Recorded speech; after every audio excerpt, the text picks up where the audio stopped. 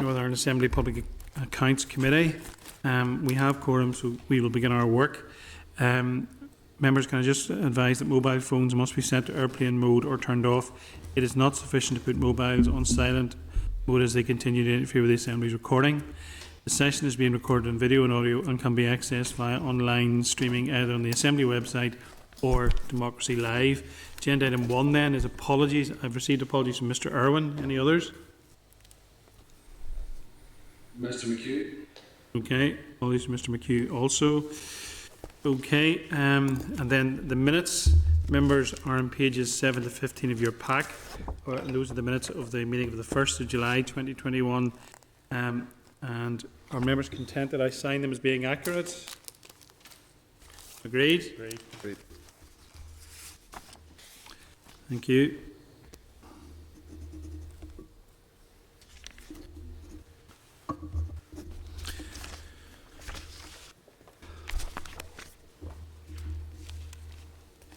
Okay, then agenda item 3 is the declaration of members' interests.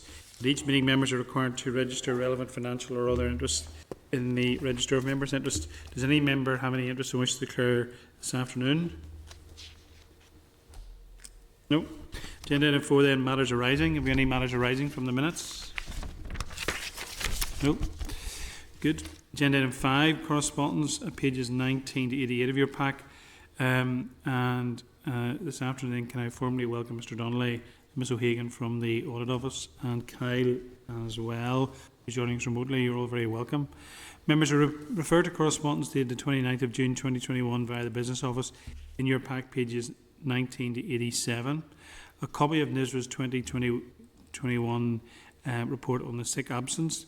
The annual report provides a detailed analysis of sickness absence for the staff in Northern Ireland Civil Service over that period and that financial year, with the majority of staff will have been working from home. The report also contains analysis of trends over the last 5 years and highlights the absence figures for 2020-21 as 9.8 days on average, which is a considerable decrease from 12.9 in the previous year. The absence level for 2020-21 is the lowest absence level recorded in over 22 years. However, this also cost the public purse 28 million in loss of production. Any members, any comment wish to make? Well, it would be, it's not a comment for further action for us, but it would be, I suppose, intriguing to know whether NextCHR have drawn any conclusions from this in terms of their broader work programme. This is one of the issues that was obviously highlighted in the Audit Office report and ours subsequently. So, I think it's been sent to us for information. It really is for other. But I think we're probably could get away with asking that question. But members content that question's asked. I want to just repeat it there.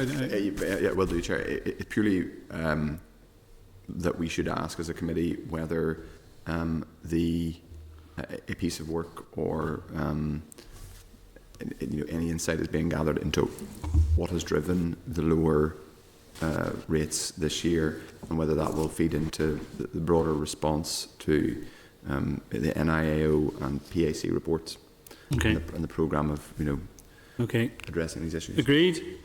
Agreed. Other than that, members content to note.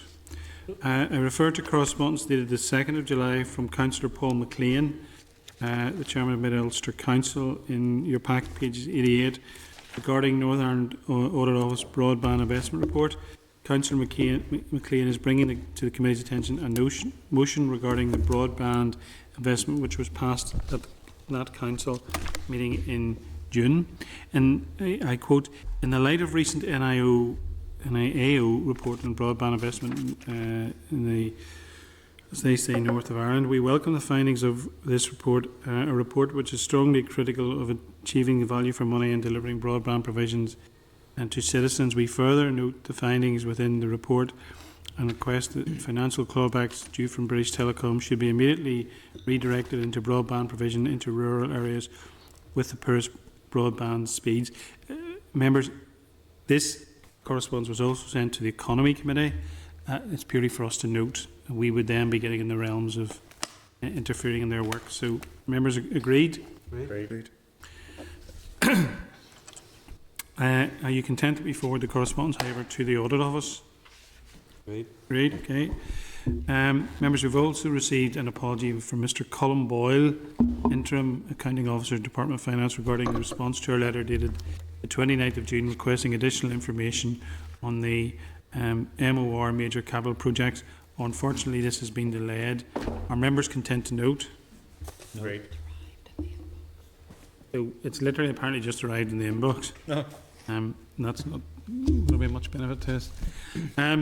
Okay, members, we will remain in open session for our next agenda item, which is agenda item 6, ministerial directions, at page 90, and I refer to correspondence dated the 1st of July in your pack, pages 90 to 91, from Mr Dennis McMahon, the Accounting Officer, DAERA, regarding the ministerial direction to provide short-term support for the impact of COVID-19 on Lough Neagh inland fishermen, which did not include the submission to the Minister.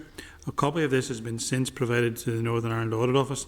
Mr McMahon has apologised for not providing the official advice that included his conclusions and the rationale for the recommendations. However, he has stated that some information is still redacted to remove any specific references to legal advice in line with the right of legal privilege. Mr Donnelly, is there anything you want to add to what I just said? No. We now have the letter with a little bit of redaction on it, so I think that's probably the end of the matter, Chair. Okay, members content to note? Further, then, ministerial direction, refer to your correspondence from Mr Kieran Donnelly, the Comptroller and Auditor General, dated the 2nd of July in your pack, page 92, regarding a revised ministerial direction and DFC recognition payment for supporting people with and homelessness sector frontline staff.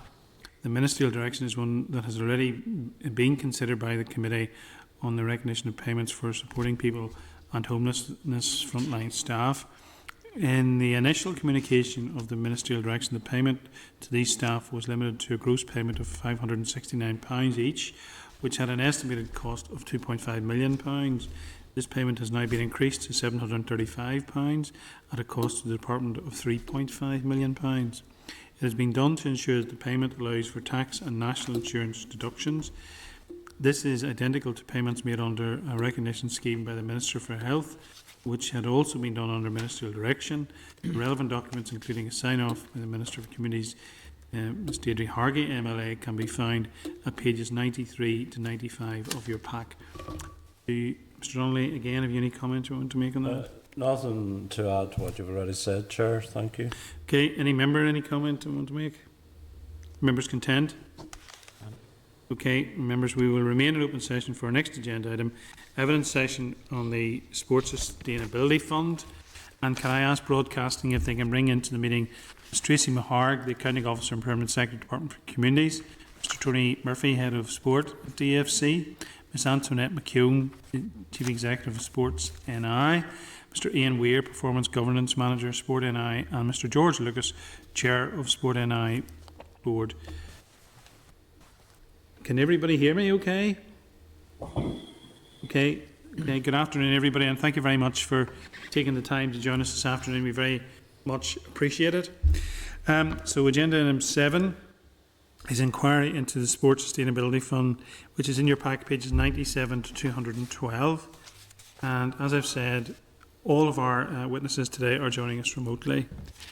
And just so that you know, ladies and gentlemen, Mr Donnelly and Ms O'Hagan are in the Senate chamber, and Mr Bingham from the Audit Office is joining us remotely, as Mr Stevenson as well.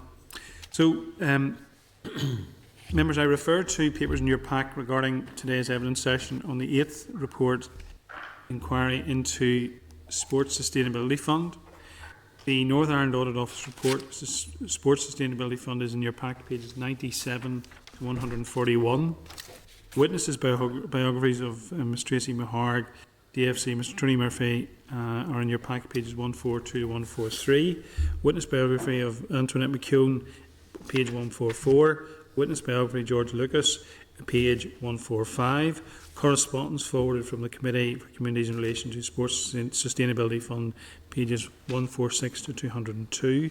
Northern Ireland Audit Office restricted briefing paper in your pack, pages 203 to 208. And the Northern Ireland Audit Office suggested questions, restricted paper at your pack, pages 209 to 212. Okay. So, at this stage, members, I would hand over to Ms Maharg and Ms McHugh to make opening comment, and then I will come to members for questions. Okay, Ms Maharg, would you like to go first? Yes, can you hear me okay? Yeah, okay, thank you. Yep, good.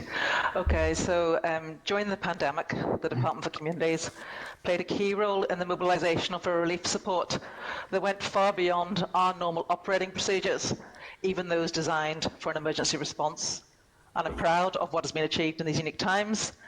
As part of the Executive's response, my department and its partners stepped up to the challenges and delivered over 300 million in support. The NIO report has provided an insight into the rationale for the Sports Sustainability Fund, the development of the business case, the design of the scheme and how it was administered and the outcomes. It recognises the challenging environment in which the fund was delivered, with the sports sector indicating that the speed of response was crucial and a balance had to be struck between the money getting out, where and when it was needed, and the level of due diligence undertaken. The report raises a number of matters that they note are clear in hindsight and acknowledge may in part be due to the pace at which the scheme was deployed. A key challenge was that the funding was not allocated until October and November.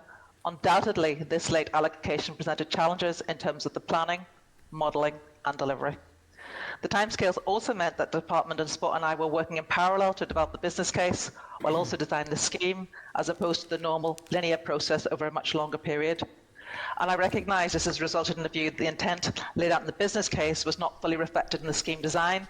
However, the objectives of the scheme, as clearly articulated in the business case, were to minimise financial stress on the sports sector due to COVID and to enable clubs to plan and prepare to increase opportunities for participation following the end of restrictions. This policy intent has been achieved. If more time had been available, we'd have undertaken more comprehensive modelling to inform the scheme design and, for example, considered further the use of a cap. The scheme was not perfect. With hindsight, it could have challenged the sector more in terms of evidence need, particularly where organisations were seeking substantial sums of money. However, I welcome the CNAG's acknowledgement of the huge pressure and significant degree of urgency under which the scheme was developed, that it was successful in providing funding to a wide range of sports who were in financial need, that it sought to target support according to losses due to COVID rather than simply allocating a fixed amount, that ensured significant losses incurred by sport be addressed to allow sport with huge health and societal interests to continue post-COVID. We're already working to consider how conclusions reached by the report, along with our evaluations of other schemes, can inform the lessons learnt. And I'll pass on to Antoinette now, who's going to say a few words.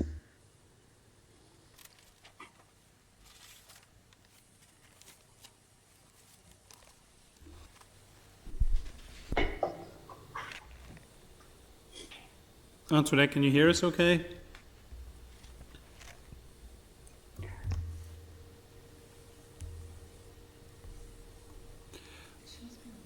Antoinette, we can't hear.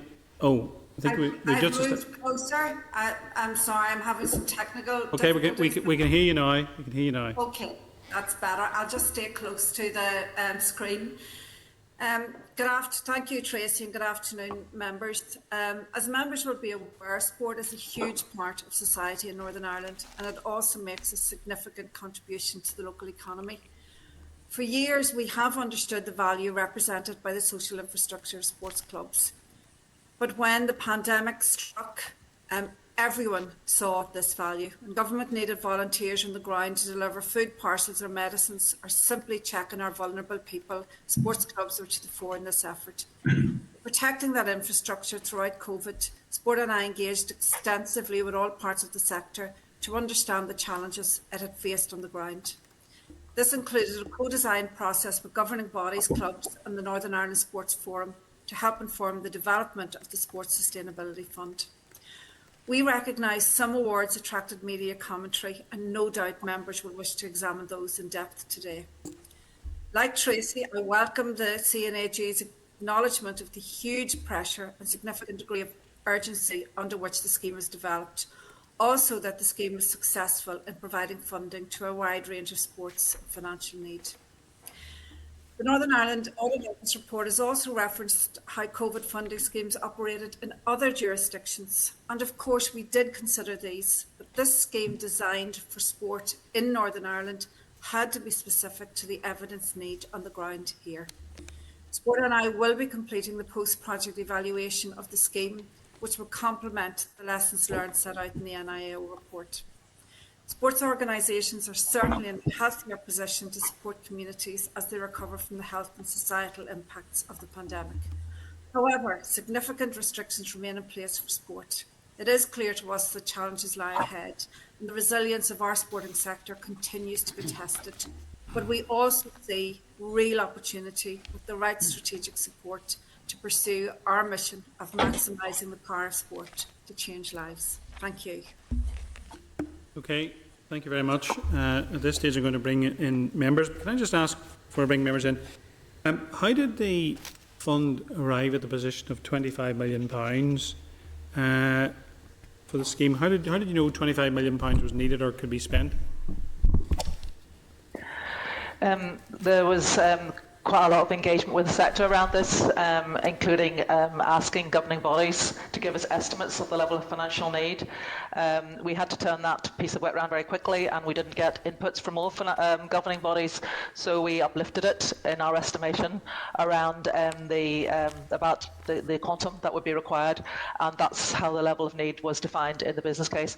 Although we do acknowledge that the modelling wasn't perfect at that stage, although it wasn't actually that far away from where it landed.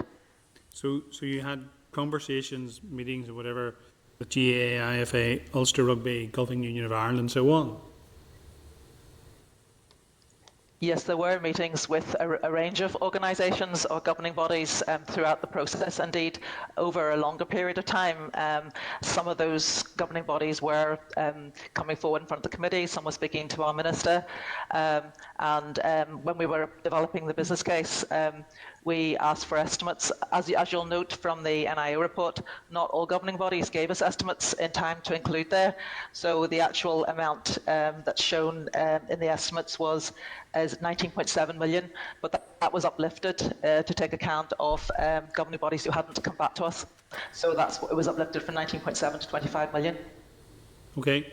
Mr. Hilditch. Thanks, Chair. Obviously, it's a pretty concerned situation and has achieved some public acknowledgement through certain media channels and various things. And I know a couple of the clubs in particular, while having done nothing wrong, have certainly had advantage over others in relation to the likes of Malone and Golf Club and Crusaders Football Club, as I say, who have done nothing wrong as such. How did we land into the situation where this was allowed to happen, since there seem to be so many people involved in it with the Department, Sport NI and the governing bodies, when things seem to be sort of going wrong, as it were, or maybe not achieving what was set out?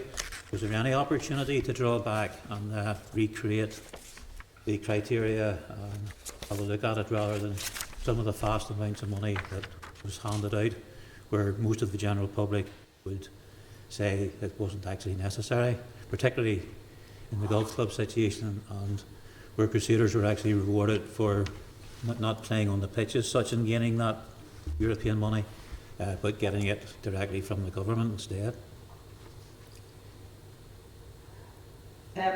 So I'm very comfortable that the objectives laid out for the scheme were achieved. The objectives that were set in the business case were to minimise the financial stress on the sports sector due to lost income as a result of COVID-19 lockdown and ongoing restrictions, so as to sustain the sector, and to enable governing bodies and clubs to plan and prepare to increase opportunities for participation in sport recognition community use following the end of COVID-19 restrictions. So the scheme was there to support them in terms of financial loss, but also prepare them going forward. And the way that was done was we looked at the evidence of net losses. We looked at it over a 3-year period. Sport and I designed a scheme whereby they looked at 3 years accounts, and then the net loss was evidence. It was a transparent process. It was consistent. I think that whilst the general public might have views on the amounts, actually, if I can, if we could come to the actual amounts, it's not surprising in some ways that for those very large clubs that they would have evidenced much larger losses. If we take, for example, the one that's pulled out in the media quite a lot, Royal County Down. Royal County Down gets a very large amount of its funding from incoming tourism. During this period, it lost in the region of £2 million. And it was able to cut back some in terms of its operating costs. Hello? Is the Tracy, wait, the Reader's Digest. Tracy, And if it Tracy, didn't, Tracy, keep its- Tracy, can you hear me?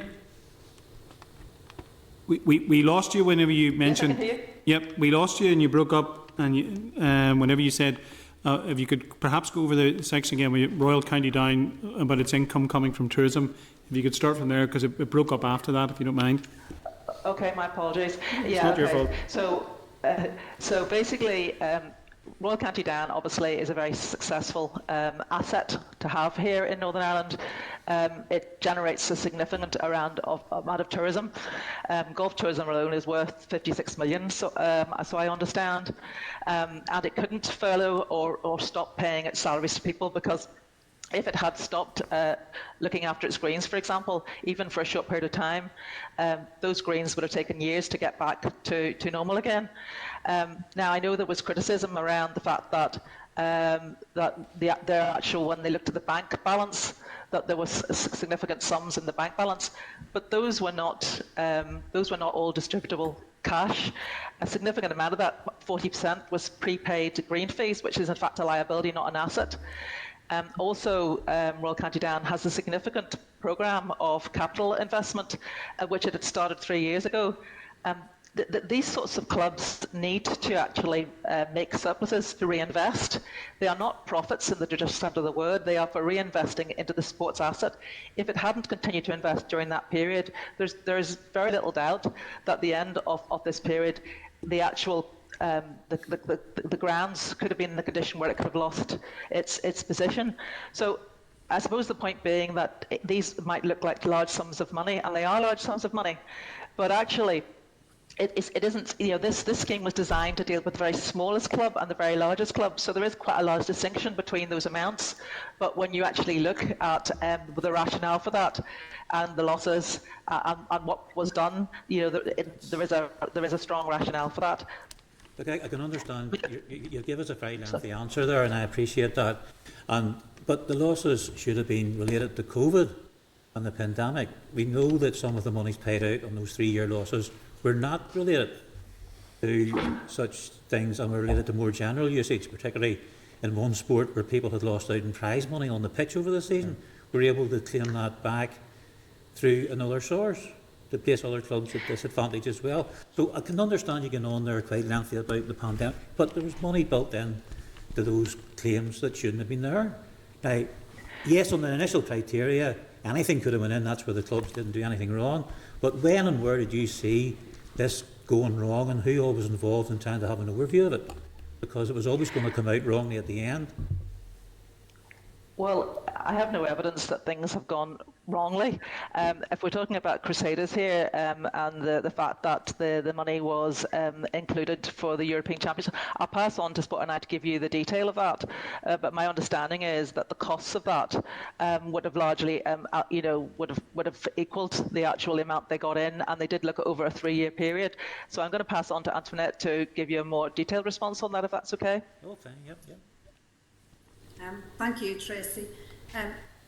Yes, just to acknowledge that Crusaders Football Club was actually treated consistently with every other football club. We did look at awards we looked at accounts over the preceding 3 years, which was how we were defining net losses, and it did include the prize money for access to the Euros.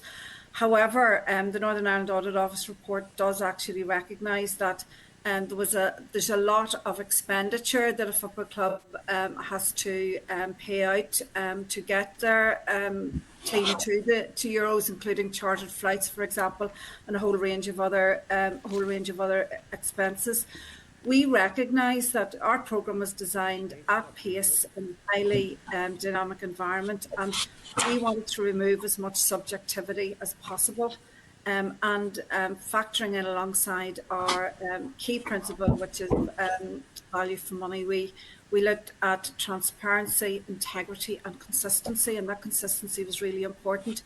We also recognised that had we had time for modelling, then we would have been able to have factored in, or indeed factored out, some of the idiosyncrasies of individual sports, such as this prize money.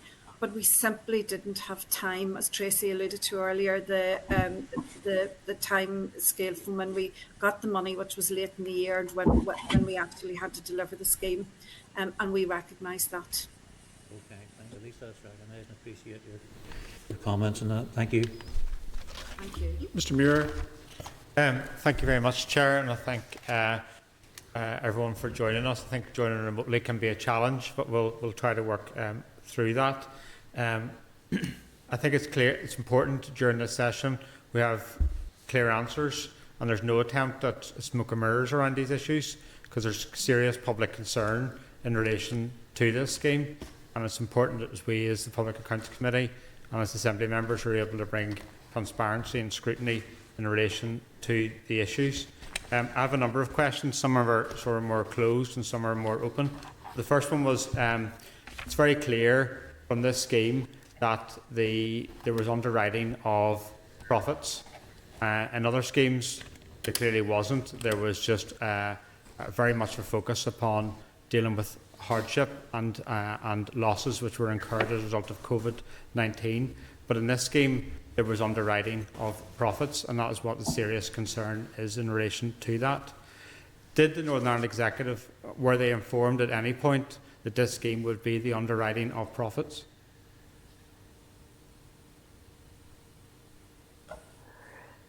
So you've alluded to a very large, other schemes being different, and they were different.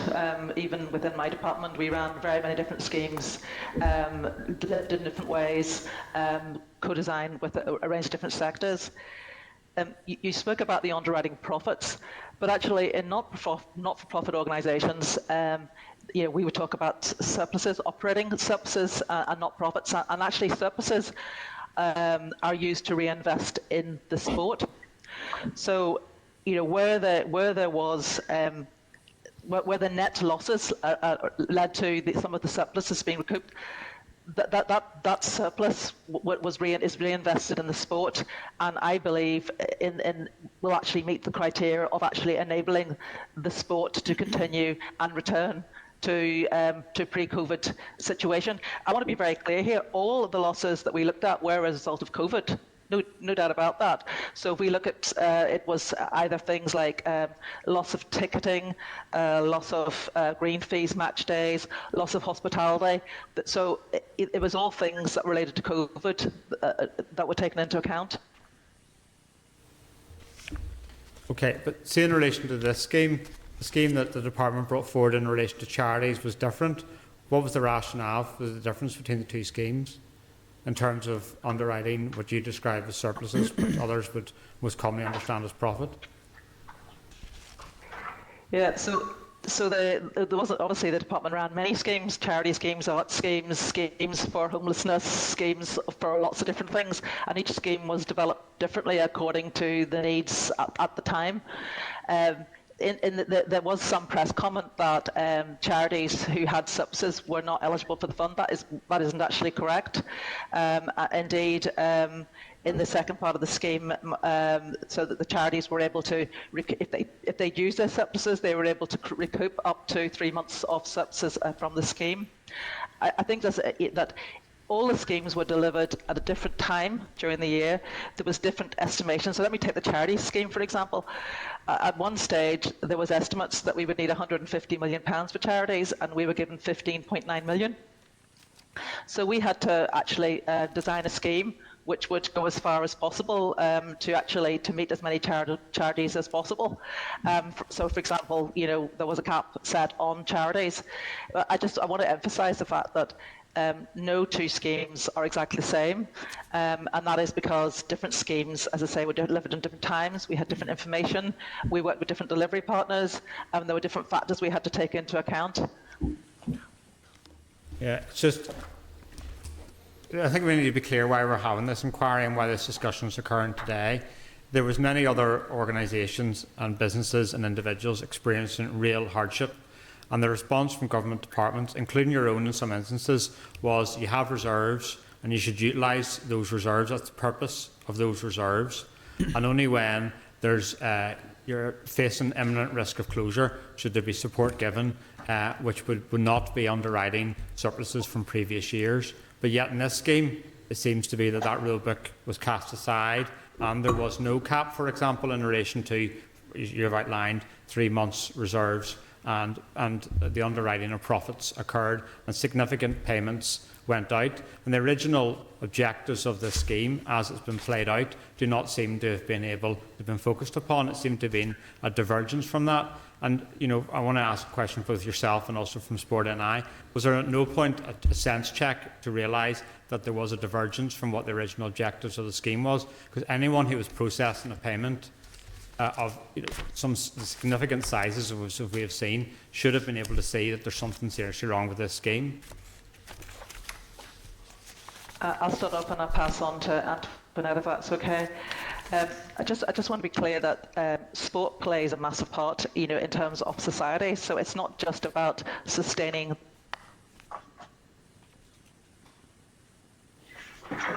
sport clubs economic, community or social. Therefore, whilst obviously one of the outcomes we wanted was that those organisations which were generally on the verge of closing were sustained, but we also wanted to sustain the sector so it was ready to actually play its part moving forward. I'll pass on to Antoinette and Sport and I on the other comment. I would say, whilst some of the sums were quite large sums, and actually when we look at it now, and I would acknowledge right at the front end that if I were designing the scheme, if we were designing the scheme again, we would have built in a stronger statement of need around the scheme, which we didn't, and that's acknowledged in the report. That the money that was paid against those surpluses is an investment in sport. It's an investment in infrastructure. It's an investment in actually making sure sport can play its role in society moving forward. But I'll pass on to Antoinette. Yeah. Thank you, Tracy, for that. Basically, Sport NI took the two key objectives as set out in the business case very clearly, to minimise the financial stress in the sports sector due to lost income as a result of COVID-19 lockdown and ongoing restrictions, so as to sustain the sector. The second objective was to enable governing bodies and clubs to plan and prepare to increase opportunities for participation in sport, recreation and community use following the end of the COVID restrictions. So essentially, the fund sought to ensure clubs were sustained and ready to open and support a return to sport. The £25 million secured from the executive was to sustain the sports sector, and that was, as Tracy said earlier, a very diverse sector from grassroots sport through to professional teams. And that was in recognition of the vital role that the sector would play in that recovery. I hear what you're saying, Mr Muir, in respect of the imminent risk of closure.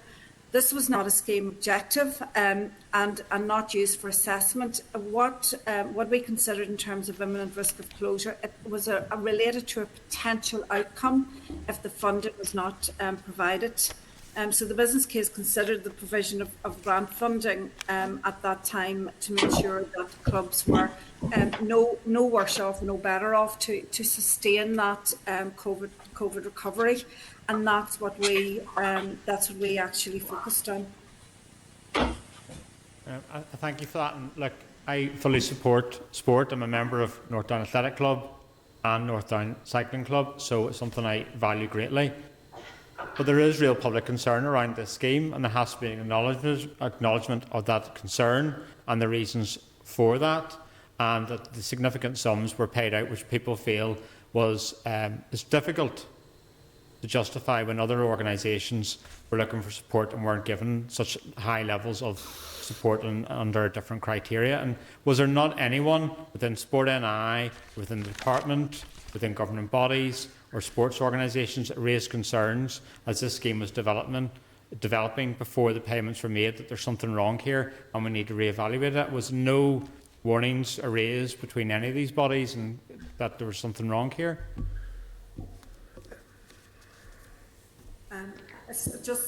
I suppose what I would say, Mr. Muir, is that again, in a fast-moving environment, we decided to take subjectivity out of it. And I think the other issue that you're talking about in terms of divergence is that we looked at two questions side by side. One was we have been criticised in the media for not taking clubs at imminent risk of closure, and at the same time, the NIA report refers to no checks being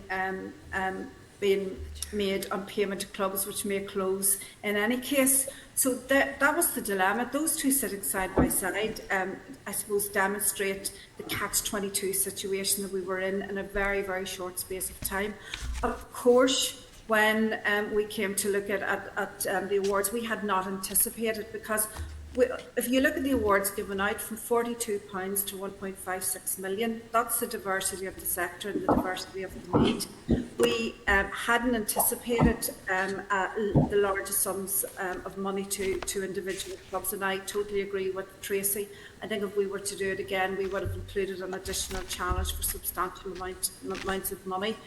What we have also recognised in Sport NI is that we didn't have that independent of that core team challenge function or sense check, and we are designing that into future schemes. But what I would also say is that again, back to the reality that the money that we give out was actually evidenced against net losses across 3 years of annual accounts. And obviously, when we came to the approval process, which obviously went to our board, there was quite a lot of discussion around in particular awards to individual clubs, and there was an extensive discussion around that. But the reality was, at the time, we had set design criteria from the outset. We recognise that in Northern Ireland sports can be quite contentious, and in addition to that value for money key principle that governs all of our decisions, we actually decided to go for additional principles of integrity, transparency and consistency. And so in the middle of a process to change the criteria, which clearly Royal County Down and other large recipients of large amounts of funding, they actually met the criteria for the scheme. And to actually decide mid-process that we weren't going to pay those out was contrary to the additional principles we'd set. And we simply couldn't take a decision on the basis of negative media attention. It would also have potentially led to litigation because we did talk about that consistency in scheme design. So yes, there were concerns, absolutely, Mr. Muir. But for the reasons I've just set out, we decided that the board actually decided and approved, following extensive discussion, to make the awards.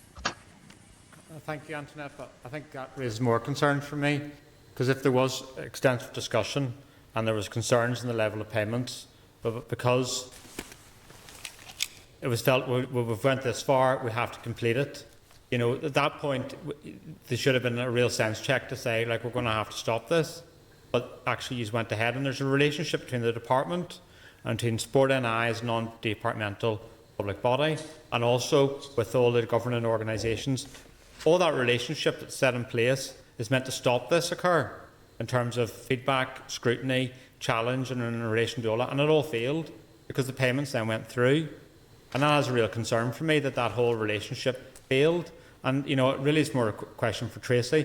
Is it, do you feel that challenge function between the department and Sport NI needs to be reviewed, and how did you feel that worked in relation to this? So the reality here is that we had a scheme, we agreed what the objectives were, and the way of measuring or paying that was against net losses. That's what Sport and I did. Indeed, the department also gave some extra resources in terms of consultancy support to make sure that those net losses were evidenced. Now, I have said that if we were starting from scratch again, we would build in, we would suggest that we would build in something there around evidence need. So, for example, what would have happened if we hadn't given 1.5 million to Royal County Down? What would have happened if we hadn't given that wasn't built into the actual application form.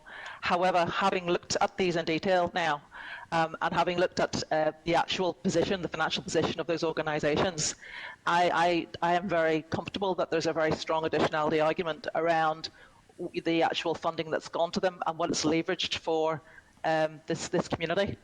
So, you know, the idea that, I mean, there's the money here has not gone as a profit to individuals. The money here has gone to clubs to invest in sport and infrastructure, and from that perspective, that was what the scheme designed. So yes, there was, you know, whenever anybody sees 1.5 million, they go, that's an awful lot of money. And it would have been good whenever that was being assessed to have had that evidence of need at the time. And certainly a lesson for us learnt would be that any scheme like this should have a stronger challenge and additionality built in at that stage. However, that, you know, all of the diligence that I have looked at since assures me that there was, you know, that the funding was used for the purpose of which it was meant to, in terms of the objective of the scheme. It was used to invest in sport and ensure sport moving forward is in a better position. Just one last question. There was no ministerial direction in relation to this, and this is exactly the type of scheme that you would have expected a ministerial direction in relation to, because we've had many other ones. Are you still satisfied that this did not merit a ministerial direction, as you as Permanent Secretary can stand over the value for money judgment in relation to this? Yes, as you're aware, a ministerial direction is normally made when a minister makes a decision to move forward with something against the advice of the accounting officer. But normally it's because, for example, the accounting officer does not think that the decision the minister is taking represents a value for money. In this scheme, I believe that as a department, we are level of we assessed the need. The need was there.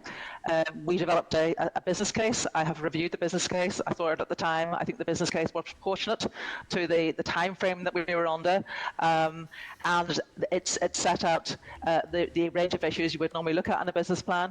So I'm comfortable that in this scheme that there was sufficient evidence of value for money and diligence for not to seek a direction. And I should say that it's not that I would be concerned about seeking a direction.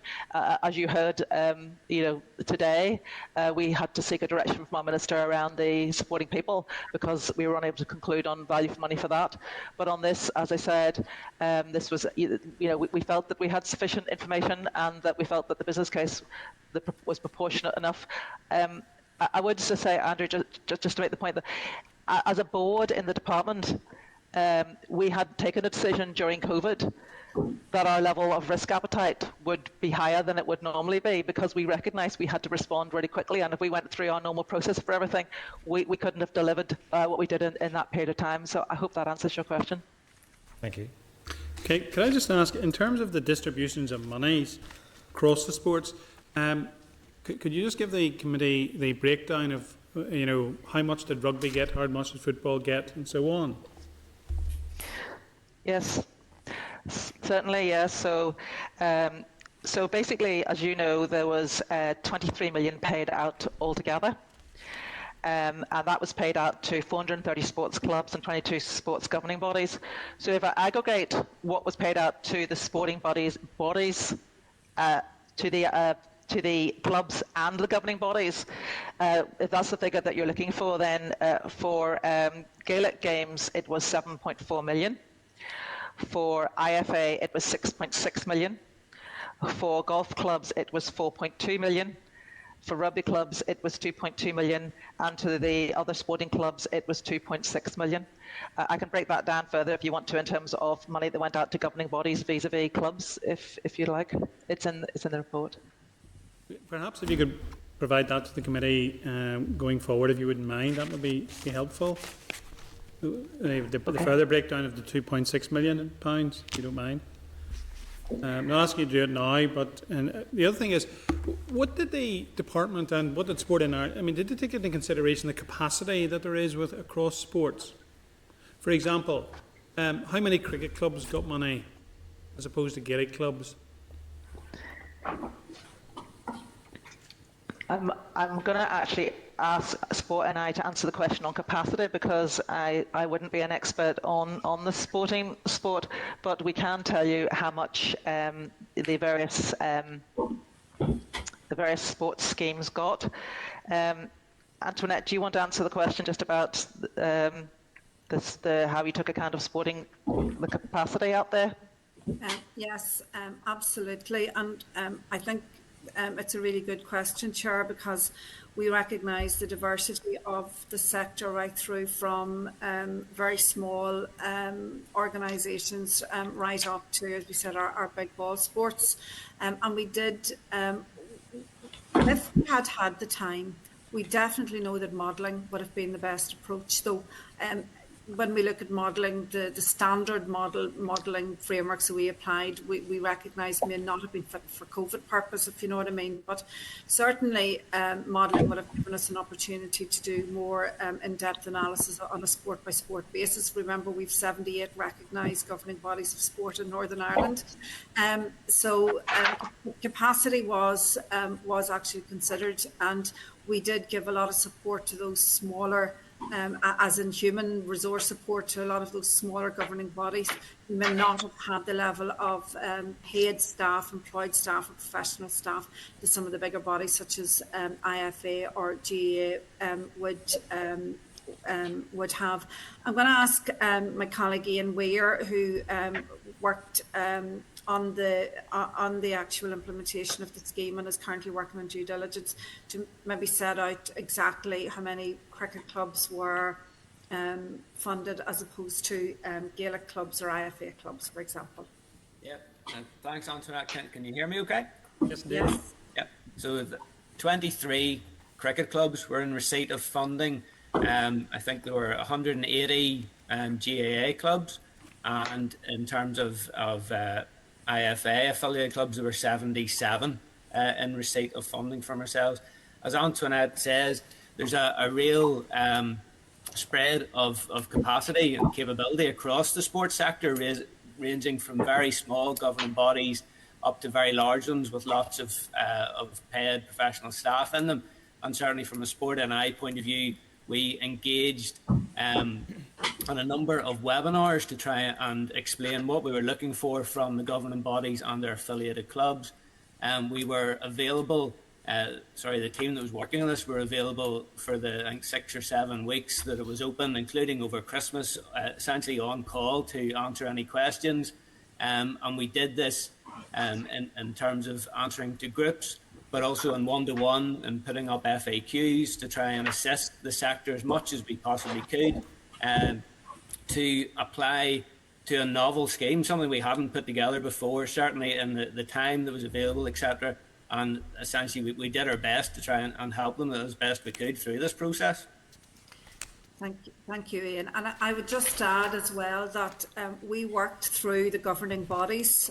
So we actually relied on the governing bodies' intimate knowledge of their clubs as well. So that was an added capability and capacity issues. And for those, as I said, governing bodies who didn't necessarily have the capacity to work with their clubs, we provided that additional support. having already admitted that there was an issue around the modelling, would it be fair to say that those sports that have a large support in terms of government monies or ticketing coming through the gates are in a huge advantage in terms of the capacity they have in a scheme like this, as opposed to, for example, cricket? And I should declare an interest as Vice President of Woodville Cricket Club. But would that not be a fair point to make? I suppose it's worth pointing out that the Sports Sustainability Fund wasn't the only scheme that was run. There was also the Sports Hardships Fund, which was for smaller clubs to pay for necessary things, whether it was maintenance or insurance, and that supported over I think 900 clubs, as well as the Sports Sustainability Fund. To get access to this one, they needed three years accounts, and that may have been an issue for some clubs. However, the application form was actually a fairly other than actually putting in the finances, it wasn't that complicated an application form, and the governing bodies, as Antoinette said, spent a lot of time. They went to get them up to speed so they could then support the actual individual clubs on this. Okay, can I just ask, if I may, can you tell me what the roles and responsibilities of the Department on Sport NI and the governing bodies were in terms of developing the scheme? You go and talk to them, you decide this scheme is needed, and it clearly was needed, given the number of us who were contacted by clubs in our constituencies. So the department talks to the Sport NI, and then you talk to the governing bodies. How did that work? Okay, I'll start that off then and pass on to Antoinette. Clearly, Sport NI is the main conduit to sport in terms of the department. However, as you mentioned there, it was quite late in the year when we got round to getting some funding for sport. Sport had been beginning to get very vocal because they were already at a situation where they had sort of 9 months of COVID issues. Departmental officials, Sport NI and the Minister met with representatives from some of the governing bodies and also the Northern Sports Forum to discuss the challenge they were facing on a number of occasions. And again, Sports also came in front of our own committee and set out some of the challenges they were faced. It certainly, I know it was the Minister's view at the time, she was very keen that the governing bodies would have a key role in the delivery of the scheme, including communicate the scheme details and guidance, and sense checking the applications. It was then Sport NI who then took that forward into the actual scheme guidance. So, and I know that they had lots of further contact with the clubs around that. Antoinette, do you want to pick that up? Yes, thank you, Tracy. Between March and the end of September last year, 2020, Sport NI was engaging on a daily basis with right across the sports sector, and indeed the Northern Ireland Sports Forum, whom we actually have a service level agreement with to represent the views of our smaller governing bodies, to make sure that they also had a voice throughout this. We held 6 briefings with the sector between the start of April and the end of September, and clearly we saw a very clear need. We surveyed the sector in June, and 62% of those surveyed said that they were actually really struggling to survive over the next 6 to 12 months. So we recognised that the sector was in need of support. When we worked closely with D4C, who had a very clear policy intent in terms of the objectives of the scheme, to actually return sport in a sustainable way, so that as we came out of COVID restrictions, that the sports sector was in the right position to be able to support all of us actually return to levels of fitness and go back to bringing our membership back to local community clubs right through to getting our whole sporting nation going again. So, as Tracy said, the Minister met with over 70 governing bodies of sport representatives on the 19th of October, and we subsequently received indication of a £15 million fund coming through. We had a workshop on the 11th of November with over 80 representatives from governing bodies of sport, from the very smallest right up, and again took extensive briefing from them as to what the need was.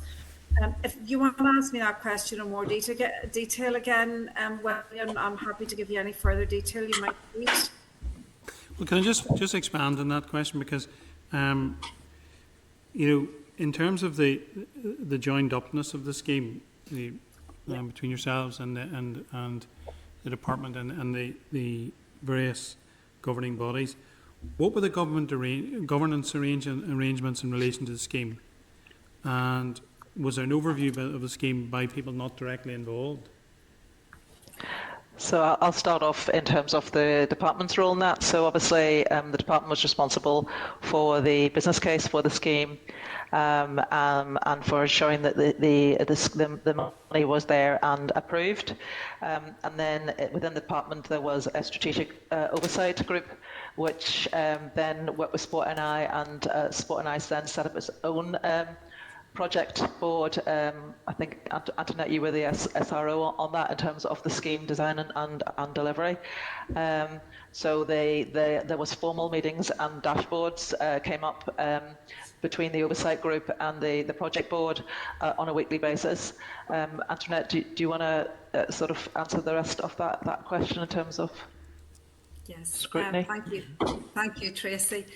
Yes, we had established a core project team, as I said earlier, within Sport NI, and that project team reported, we had a project manager.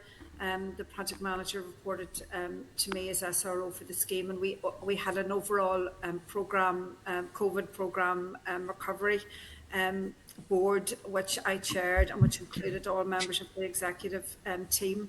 We did meet weekly with the department, and in fact we delivered a weekly report which set out progress against the objectives of the scheme and identified any risks, in particular in delivery of the scheme, or any risks that might prevent us from delivering the scheme. So our oversight was very clearly our accountability to the department, and our challenge function was from October through to March, was our board, in terms of ensuring that we were fully accountable to the board and that they had an opportunity at every board meeting. And indeed, we included additional extraordinary board meetings for decision making and to ensure that additional challenge function was in place. Though, as I said earlier, we have recognised that in hindsight, having had an additional group of staff outside of that core project team that could have challenged the design of the scheme against the business case, in hindsight, we think that would have been a good idea. So we are factoring that into future scheme designs. So can I ask, in the terms of the core project team that you talk about, were there people not directly involved, or were they people from the department and Sport NI? In terms of the core team, we had a core team within Sport NI for the design of the scheme, the design delivery, and now the due diligence on the scheme. And we reported to both our board and to the department for communities. Yeah, but just to establish, so this core team, were they all then Sport NI people? Yes, the core team were Sport NI people. No one but from outside? We also had support, again, provided by D4C from Ernst Young, who supported us in terms of the applications coming in. And can I then ask Mr. Lucas, as chair of your board, if I may, in terms of the governance, what role did the board play, Mr. Lucas, and were you involved? Was your board involved in the scheme, or is it involved in the review of the scheme?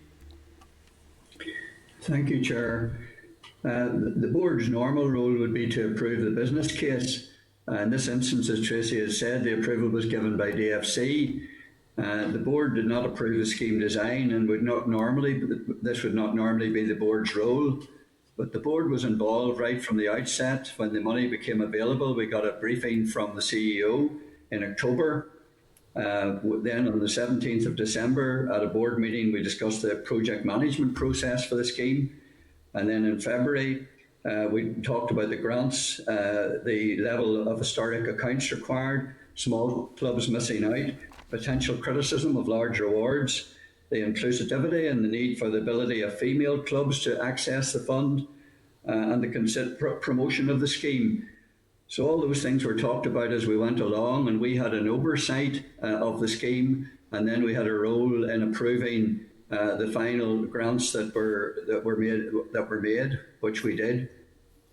So the board was content and had no concerns when this scheme was set up?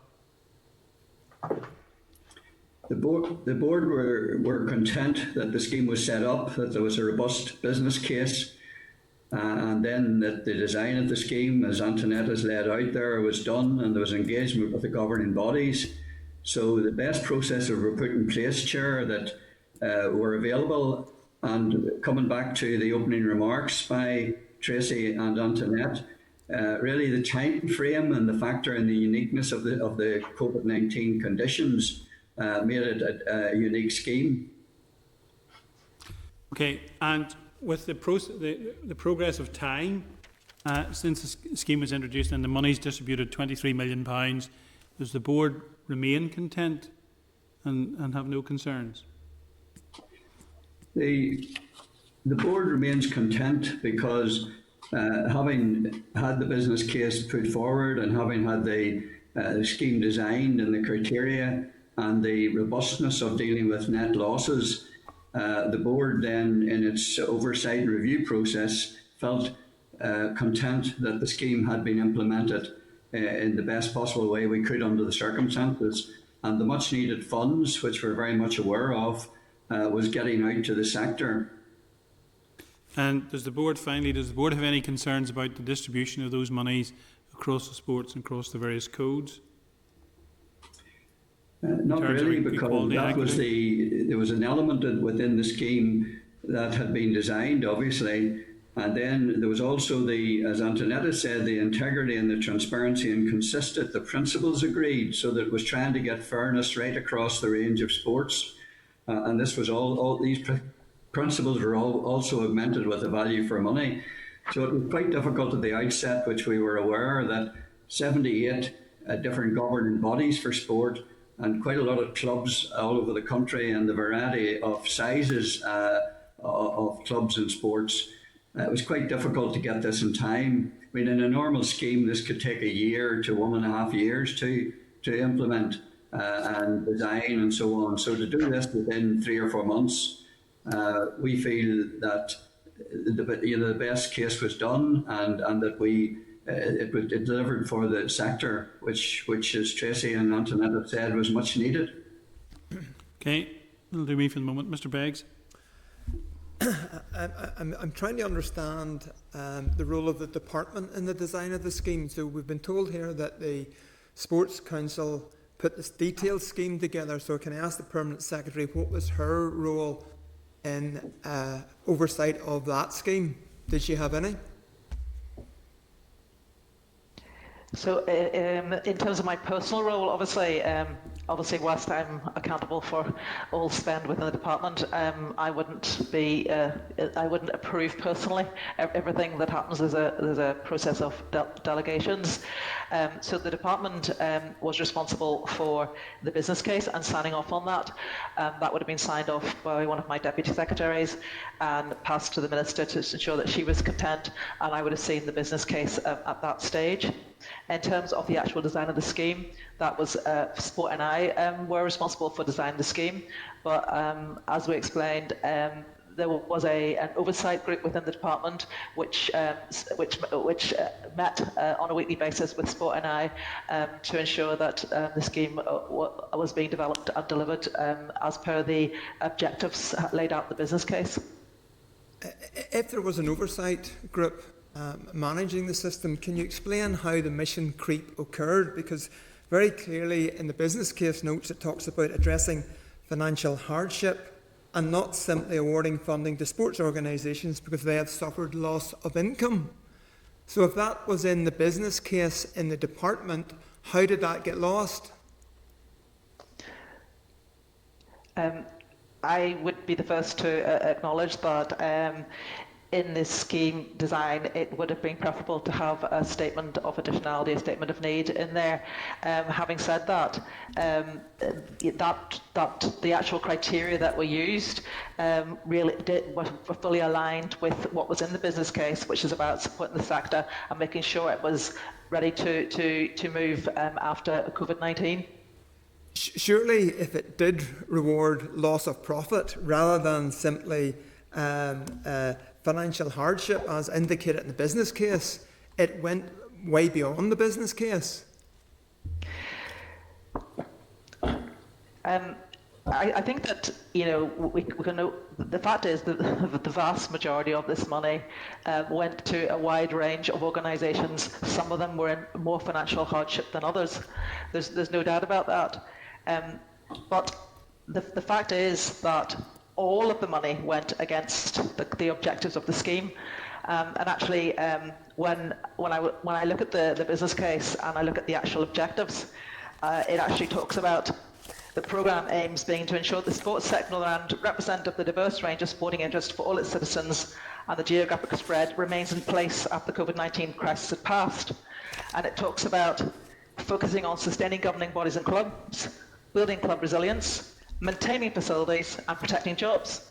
So I believe it did all of those things, and addressing the net hardship was only was one part of it. You seem to be defending giving a very, very affluent club £1.6 million when it didn't really need it. So I asked you a very clear question. Do you think that represents value for money? So let me come back to that then, because I actually do, and I'll explain to you why I do. Royal County Down, here we are in Northern Ireland, and we have 2 of the top 10 golf courses in the world. So we have a golf sector here, which is the envy of many people around us. That golf sector, and particularly actually RTD, and I've spoken to Tourism NI about this, that golf club actually derives golf tourism in Northern Ireland. Golf tourism in Northern Ireland actually generates in the region of £56 million a year. The money that went to Royal County Down went to them on the basis of the net losses they had actually incurred as a result of COVID-19. As I said, around about the largest amount of that was down to the money they lost from green fees. Also, the club must create surpluses to actually reinvest in its infrastructure. If it doesn't, it will not be able to retain its position. So, it would have been a really bad outcome for us if Royal County Down were unable to invest in its facilities and retain its status as one of the world's top golf courses is watching at the minute. So, in my view, yes, it was a very large sum of money.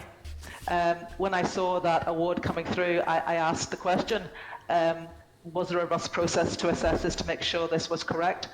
I took a lot of comfort from the fact that, as well as Sport NI and St Young had looked at it, the net losses were absolutely evidenced. And also, as I said, what I would have preferred at that stage would have been that actually in the application form there'd been a process of stating why they needed the money. There wasn't. That was a weakness in the process, and I think that if we were doing it again, we would certainly look at a statement of additionality. But when we look at additionality, which is about what would have happened if the intervention hadn't happened, I think there's a very strong case of additionality here, insofar as what we have got is Royal County Down in a position to actually continue to invest in its infrastructure and not in danger of losing its number one space. I should say that even with the money they have for this coming year, 2021, the club have told us that they will make quite a substantial loss. Also, I should say to you that they have increased their their members' fees during the year to try to address some of that loss. So this wasn't a question of us giving money to a golf club that, you know, went to people to, you know, have a good time. This money went to a golf club, a sporting asset, to reinvest in that asset, and actually the whole of Northern Ireland will benefit from that. And if they, obviously there's a massive benefit to the economy, but also employment.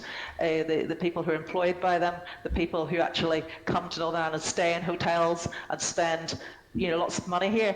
So I think that I understand that headline was a real issue and it cracked a lot of media attention, but sometimes you have to dig in beneath these things to see actually what was the purpose and can it be justified.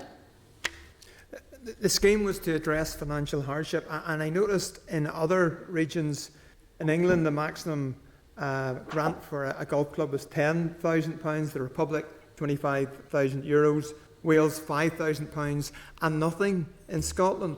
So my question to both the Chief Executive and the Permanent Secretary, why was there no thought of a cap in Northern Ireland? And did you discuss with other regions how they were trying to support sport? I'll start and pass on to Antoinette, who would have more detailed knowledge of what's happened in other regions. And yes, a cap was discussed. And we would say that certainly if we were to do this scheme in normal times, we would have modelled it so that we would have understood better what the impact of a cap would have been. If we had introduced a cap without modelling some arbitrary cap, we were concerned that the actual objective of the scheme wouldn't be met. Insofar as, for example, you know, if the cap had been, you know, 500,000, you know, that would have meant that the likes of the governing bodies might not have got what they needed, and those governing bodies are really essential to support the ground. And Sport NI, Antoinette? Just to say that we recognise that there was an overall cap in the scheme of 25 million, but we did consider a cap at the very early stages. But as Tracy has said, and given that we've been saying this afternoon, the diversity in the sector is just so wide across 78 recognised governing bodies of sport, that a cap that we might have been able to put on netball, for example, would have been insufficient for football or indeed rugby, for example. So we were taking a very arbitrary approach to just putting on a cap, and I agree, had we had more time, there would have been, and we certainly would have looked at modelling. Though we also do recognise that for the larger sums of money, we could have put in that additional challenge function and stronger evidence of need, as Tracy has said, and that has been a key learning for us.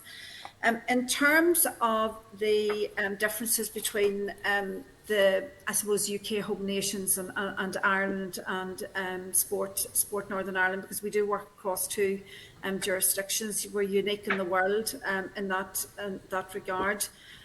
We are very different from the sports sector, other sports sectors in the UK, and we've always recognised that. Sport is a devolved matter here, and we recognise that it's really plays a really strong role in community cohesion. But there's also a contention in sport in that it has the capacity to divide our communities in Northern Ireland, and we have seen that in the past.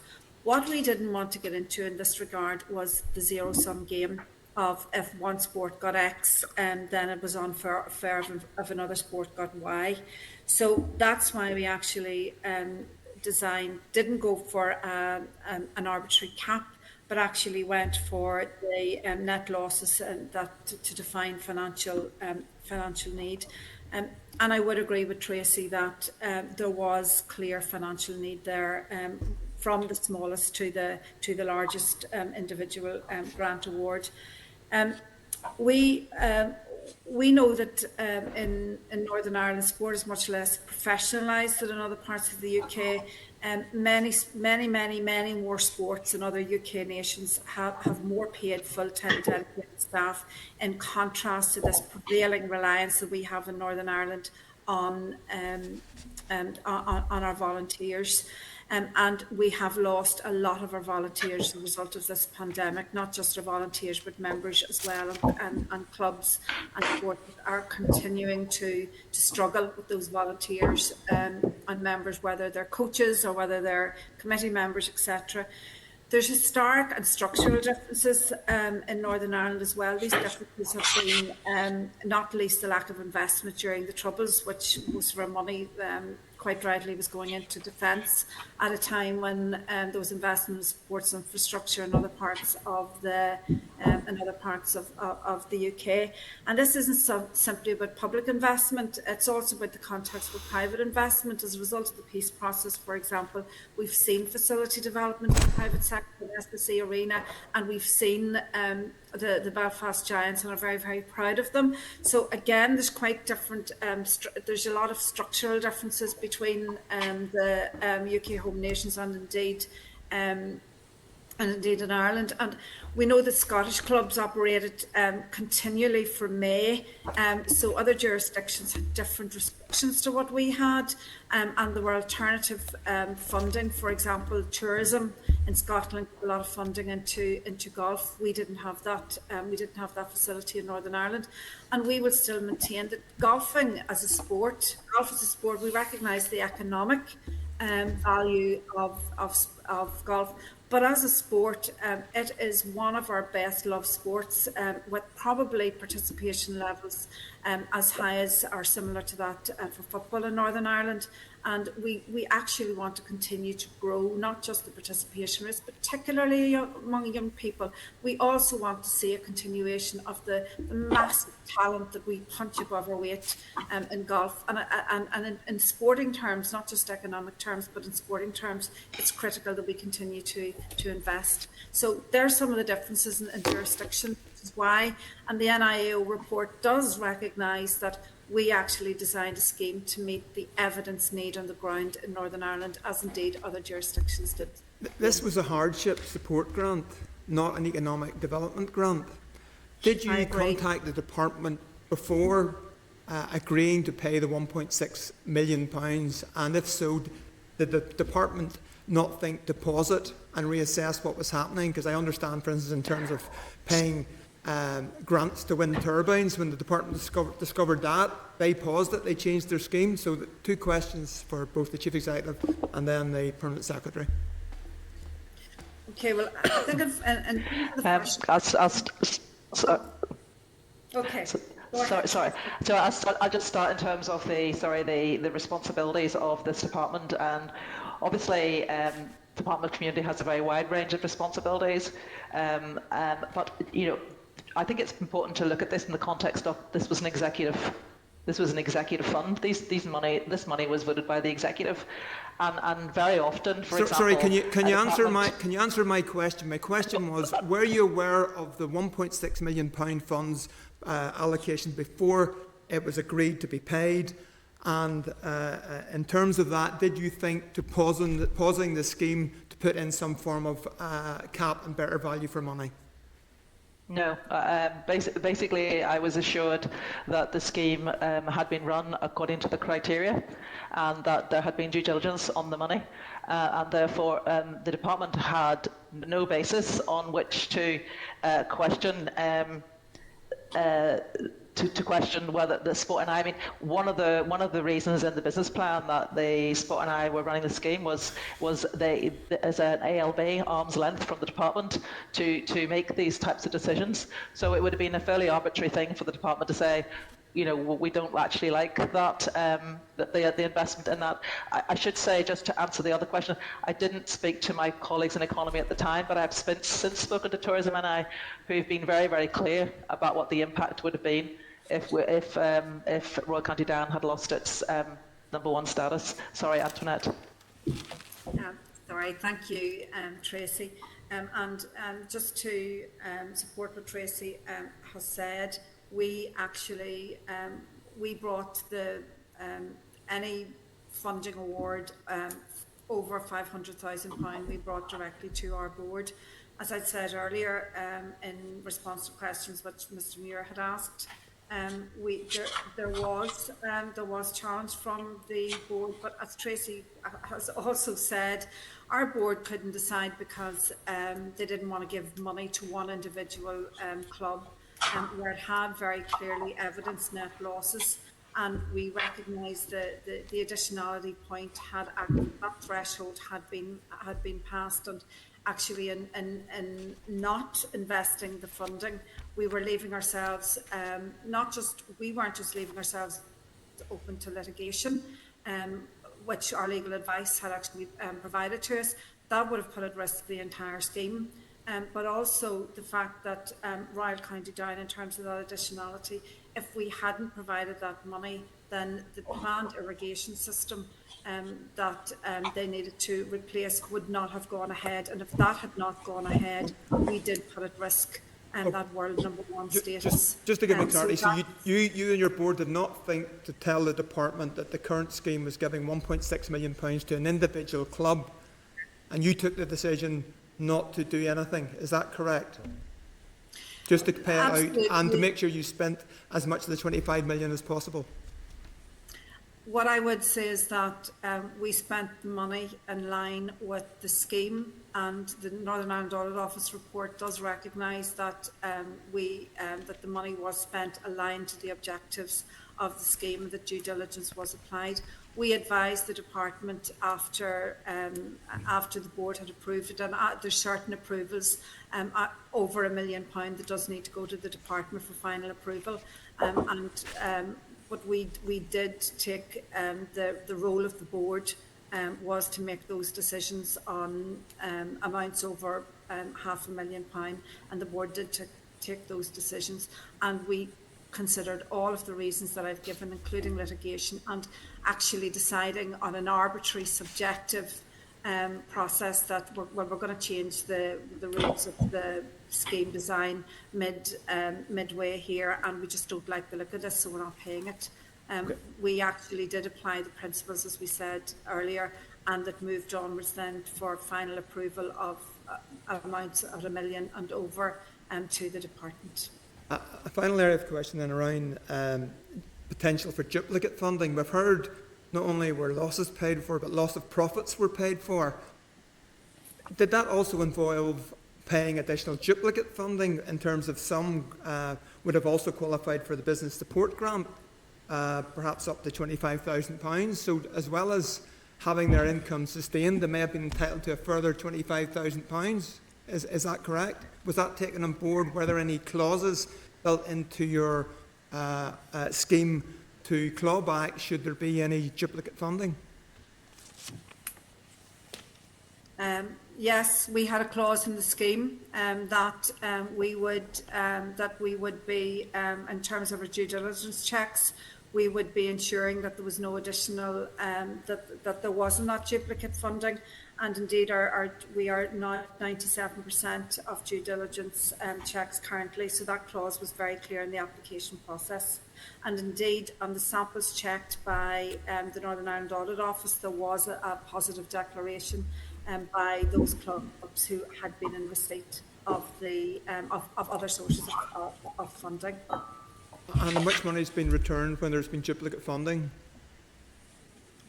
Sorry? How much money has been returned where there has been duplicate funding? Oh, thank you. Apologies, I hadn't heard you, Mr. Beggs. I'm going to pass over to my colleague Ian Weir, who has the figures on that. Ian's leading the due diligence checks right now. Our data matching exercise to date identified a potential of up to £36,000 of potential duplicate funding. Currently, we're working through with the clubs and the governing bodies to identify the actual quantum of that. Currently, it's approximately £21,600, which is 0.21% of the overall awards made. The due diligence has involved extensive data matching against other data sources, for example, Companies House, Charities Commission accounts, and awards in the government funding database. And all of that due diligence to date has identified £26,000 worth of errors to date, which again, 0.12%, a very, very small percentage of the awards made have identified errors with them to date. Just for clarity, if one club received the business support grant scheme, that would be £25,000 it would have had, and you would have also paid the loss of earnings from your scheme. So presumably one club could potentially have received £25,000 of duplicate funding. So you're saying you've so far claimed back 21,000? There's a separate analysis line on all the applications for clubs to identify other COVID funding. And that analysis line has been checked against the other data sources. Now, the £25,000 you mentioned, there have been no incidences of that being identified as being duplicate funding. And again, that has been borne out in the Audit Office report also. Okay, thank you. Okay, Mr. O'Toole. Thank you, Chair. To go back to the question of what has been termed additionality, just so we're clear, by additionality, and this is to the Permanent Secretary first and then Antoinette afterwards if she wishes, by additionality you mean additional economic benefit derived from, in particular, Royal County Down's preeminent status as a tourist destination? Am I correctly understanding what you mean by additionality in that sense? So what I mean by additionality is what our funding has leveraged, which wouldn't have happened in the absence of that funding. So in other words, our funding has leveraged additional benefits for. So in the absence of our funding, for example, there is no. When I look at the situation, that Royal County Down would have had to have paused some of its investment programmes. For example, Antoinette mentioned the irrigation system, which has been planned. By the way, this investment is not new. It's been planned over a 3-year period. Had to be paused during COVID. So they would have had to use all of their reserves in terms of covering their operating costs, and therefore some investments in the club couldn't have been made. So, yeah, my statement of additionality is what has the funding leverage which wouldn't have happened in the absence of that funding. So do you know how much was required for the irrigation system, and how much of the Royal County Down grant was specifically connected to the irrigation scheme, and any other additional schemes that you have been leveraged? So the figures that I have are, the fund they got I think it was 1.5 million. Yeah. The irrigation system is in the region of 1.7 million. There's a further 2 million required in terms of green sheds, and also the investment. So this was the investment that Royal County Down had planned over a 3-year period in women's facilities. So they obviously had paused some of that investment. They'd commenced it before COVID, paused it during COVID, and then they're recommencing some of this investment at the moment. And so if you look at the maths there, so they did have some reserves, but a large sum of those reserves was prepaid green fees, and therefore they weren't able to invest. That was actually a liability, not a reserve. So the answer to your question is, at the end of this year coming, Royal County Down will still be in a negative position, even with the funding they've got from the sport fund. Okay. So you have covered the sports sustainability. Did it cover the total of the irrigation, the cost of the irrigation project? I'm not sure how much of the irrigation project they'll spend this year, so I can't give you the exact answer to that question, Mr. O'Toole. And specifically in relation to the irrigation, what would have happened if the irrigation scheme hadn't proceeded? What's the why was that so necessary? Apparently, the irrigation system they have in place is quite long in the tooth, and it was going to impact on the quality of the greens, and therefore this investment needs to be made for it to retain the quality of the golf course, and indeed that quality would also allow it to retain its #1 golf position, is the information that I have received. Okay, the #1 golf position is, I presume, the magazine ranking? Golf Digest, yeah, the Reader's Digest. Okay, Golf Digest. Not Reader's Digest, sorry. Wrong Digest, but yes, Digest. So, are we to understand that part of an additional criteria on which public money was committed was a decision made by a golf magazine? No, that's not fair. I have spoken to Tourism NI. I spoke to the chief executive on this, and he was very clear to me that actually, whilst it might be a golf magazine saying it's the #1 position, that is a major driver for golf tourism here. People come here to play golf because they want to play on that golf course, and that there is no doubt that the growth in golf tourism has been driven by the quality of that. I mean, if we look at even Portrush, you know, the Open generated over £100 million. So, you know, it's not just about the #1 ranking. This is about actually the opportunity for Northern Ireland to retain and grow its revenue from golf tourism in Northern Ireland. Not just golf tourism, I should say. I mean, obviously, as Antoinette had pointed out, you know, golf has a large number of people participating, and we're very keen also to see that the more diversity in terms of like more women and playing and things like that. I'll come back to I don't know what. Yeah, sorry. I don't know whether you want Antoinette to come in. If Antoinette has something to add, I'm happy for her to come in.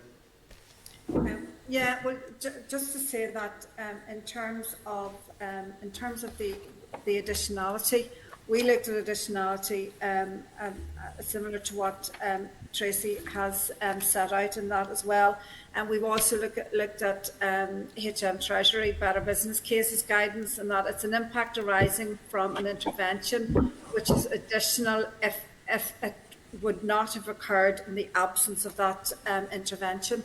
And I think Tracy's already demonstrated what Royal County Down, what would not have happened.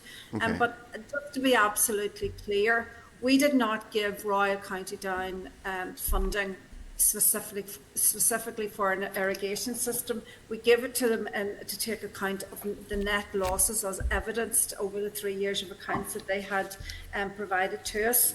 And I think it's worth noting that the key losses to Royal County Down, when we looked at the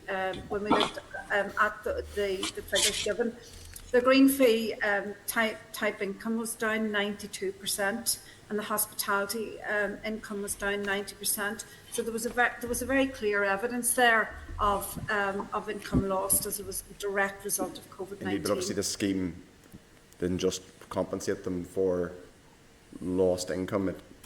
There was additional funding. On the point about, to go back to this point about the status of Royal County Down, effectively the argument is that money was spent to help it maintain its preeminence, and it's world famous, it's a great asset. Presumably similar, I mean, Northern Ireland isn't the only part of these islands with very attractive golf courses. Presumably St Andrews and Carnoustie and Ballybunion,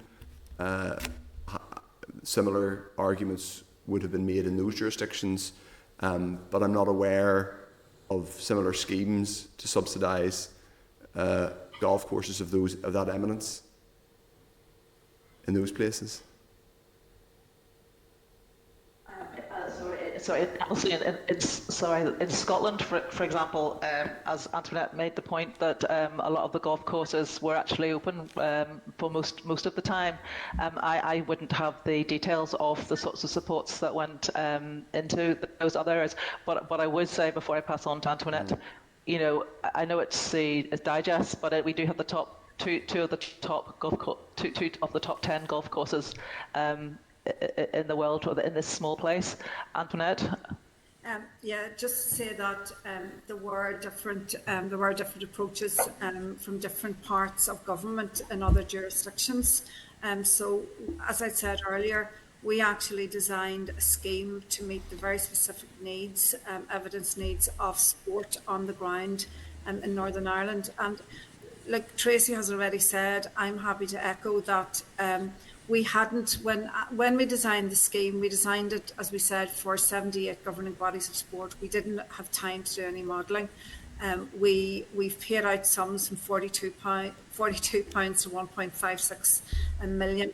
We hadn't anticipated at the time of the scheme design that any one particular sports club was going to take the level of award that Royal County Down has got.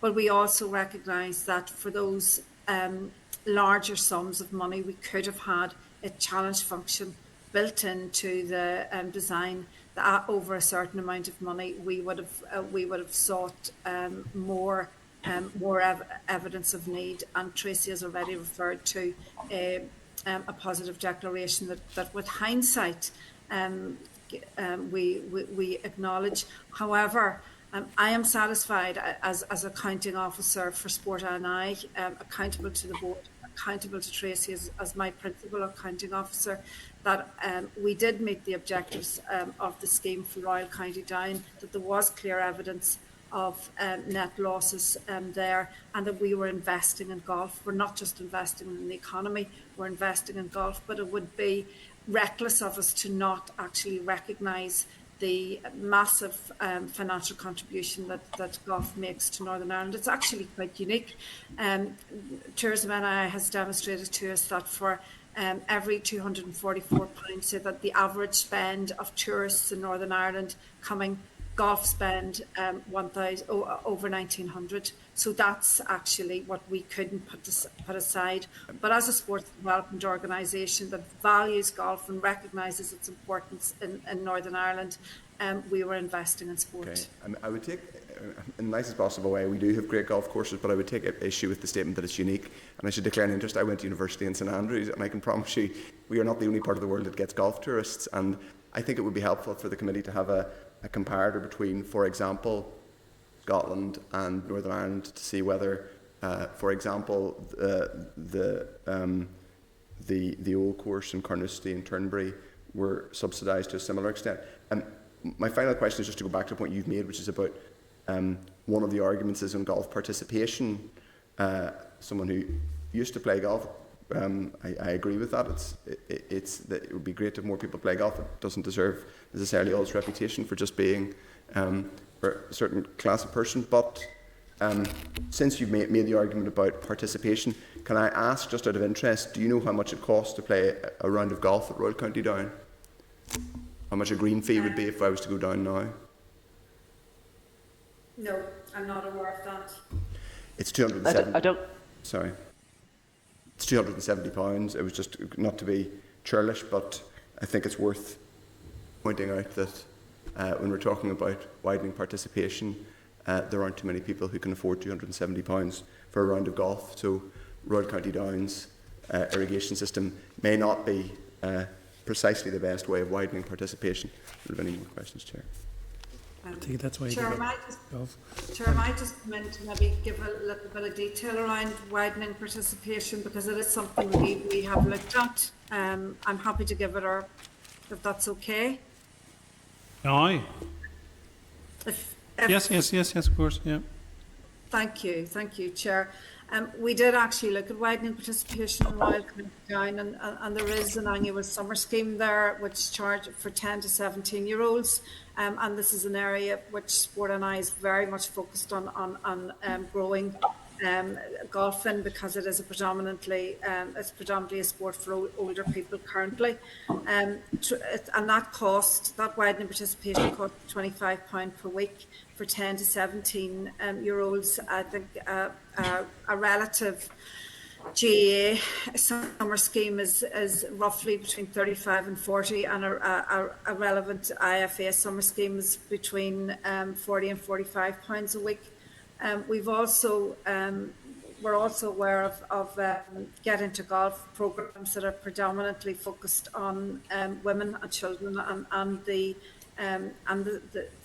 summer game, and there are particular women's events which Royal County Down have actually been sponsoring and have been promoting, given again Sport NI is a very clear focus on widening participation across all sports for women, and we've seen predominant growth from women in golf in particular over the last number of years. It's up, in fact, female participation in golf in Northern Ireland is up 21% since 2016. So I do recognise, I do recognise, Matthew, in terms of the green fees, and that £270 is by far outside a lot of pockets. But there is also extensive widening participation work there, not just there, but around a range of golf clubs. And one of the legacy partnership programmes which D4C and Sport NI worked in partnership on was that widening participation legacy arising from the open last year. Thank you. I will turn over to I mean, I don't dispute. I very much enjoy and think that the game of golf is great and should be widened participation to younger people, and particularly people who are from perhaps less advantaged backgrounds in cities. I think it's great. Northern Ireland has great golf courses. I'm afraid I'm unconvinced that this scheme has been that enough conditionality has been attached to this in terms of widening access, and I think some more thought would need to go into connecting the elite level elite tourism with actual widening access here, because I'm not convinced that that connection has been proven. Thank you. Ms. Flynn. Yep, thanks very much, Chair, and thanks to Tracy and Antoinette for your all of your feedback and your answers thus far. Maybe just to bring it back to, it was one of the questions the Chair had asked earlier around the breakdown of the clubs that had received the different amounts of funding from the scheme, and I think it was Ian had come in and had mentioned some of the figures there, Ian, around it was the 180 GAA clubs and 77 football clubs, and then you have the cricket clubs and boxing, swimming and all the rest. So I think, even when you listen to that breakdown, it does actually give you a good sense of how many clubs actually benefited from right across the sports sector.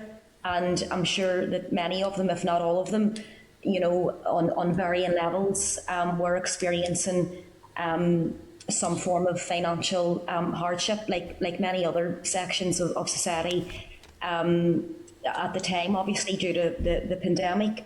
But I'm just wondering, when the scheme was launched, what process did the department carry out in working alongside the governing bodies to ensure that the scheme was communicated to those grassroots and smaller localised clubs?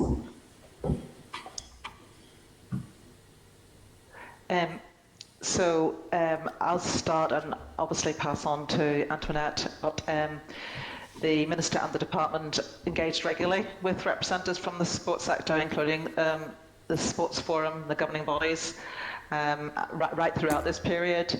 And SNI, Sports NI hosted a number of pre-launch engagement sessions with the sectors, and I'll pass on to Antoinette to give you some more detail of the range of events that they held. I should say a key part of the scheme was that the role of the governing bodies. It was felt that the governing bodies were best placed to reach out to grassroots organisations. Antoinette? Thank you, Tracy. The Minister and Department engaged regularly with representatives from the sports sector up to the recognition that money beyond the Sports Hardship Fund, which was very immediate and very welcomed, but we knew that as COVID restrictions continued, that more was needed. The Minister formally launched the scheme with a press release. Sport and I made a video to ensure that we were a really user-friendly, plain language video to make sure that it was understood, and we shared it on social media. We had extensive engagement across our social media platforms.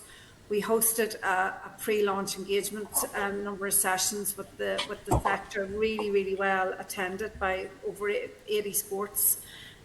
We facilitated 5 online workshops, as Ian had said earlier, during January and during December and January, just to make sure that particularly those lower capacity governing bodies and clubs, as the Chair referred to earlier, actually were getting the support that we needed.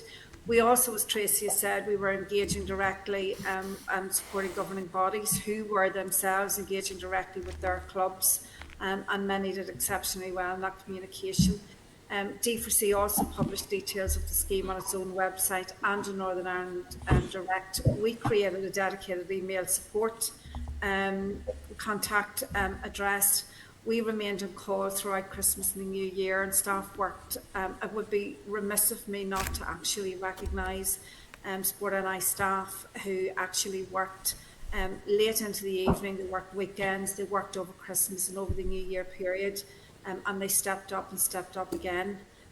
We responded to the Secretary's request to extend the closing date from the 5th of January to the 20th. We recognised that was closing the gap between being able to make the decisions, but we recognised we were able to do that. We didn't want to adversely impact on our commitment to commence payments by the end of February, but we recognised that some of those smaller governing bodies and clubs needed that extra time.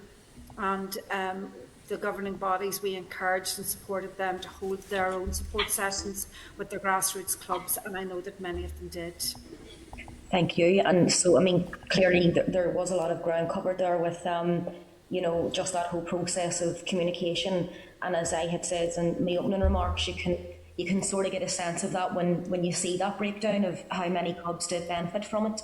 And as you says as well, Antoinette, just, you know, obviously the amount of work that was put in by, you know, your own team and your own staff over a difficult period has to be appreciated. I'm just wondering as well, because it has been spoke about some of the different breakdowns of the amount of money that went to different clubs, and we've heard about some of the bigger golf clubs and some of the money that they received in the scheme. And I'm just wondering, would any of you have, you know, like a breakdown of what the average payment would have been that was made to, you know, like, for example, a typical GAA club or boxing club? Because I know we're talking about the bigger figures, but have you worked out what the average payment would have been in those different sectors? And when the clubs were receiving those payments, in what way would they have been expected to utilise those grants? Was that direction sort of set out specifically for them? I'll start off, and Antoinette, you come in, is that okay? So over 95% of the offers and 56% by value went to non-elite sport.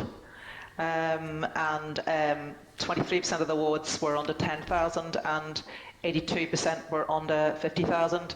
I think the average then would be around about 30,000 would have then in that. Obviously there was also the Sports Hardship Fund that was in advance of this as well, which went to another 913 people. There would have been a range of things that that they would have needed. It really depended whether they had infrastructure or not, or they had rent to pay, did they have heating, did they have insurance. For example, netball, you know, we've got some testimonials from various clubs. You know, it was actually stopping people having to be made redundant or stopping people going to furlough so that they could continue to work with their communities. And I do think, you know, when I looked at some of the testimonials that came back afterwards, you know, a lot of those clubs said this had been an absolute lifeline for them. Antoinette, did you have anything to add? Yeah, just to say that our grant awards were given directly to the governing body of sport to then distribute. We actually listed very clearly for all of the clubs associated with that governing body of sport, we actually listed what each club was due to get. We were clear with the governing bodies of sport that they were not allowed to put on any additional terms and conditions other than those set by Sport NI, and clearly the terms and conditions set out the purpose for which the money was given, and also that in the event of any duplicate funding or any inaccuracies inadvertently provided to us, our post-payment due diligence checks would pick those up. I would just also concur with Tracy. Just this week, we've had Ulster Rugby confirming to us that whilst they continue to have challenges, the sports sustainability funding was absolutely critical to them, and they could not have survived without it. And Swim Ulster, another, just looking at the diversity of the sector, Swim Ulster had advised us that actually at the point at which we provided awards to their individual clubs, as they were ringing one of their clubs to confirm that the awards, one particular club member had said that they were actually convening a meeting and that evening with a view to close and to lay off a coach. So we do recognise right across the piece that there was a need for this funding, and it has certainly sustained the sector, as the Northern Ireland Audit Office report recognises.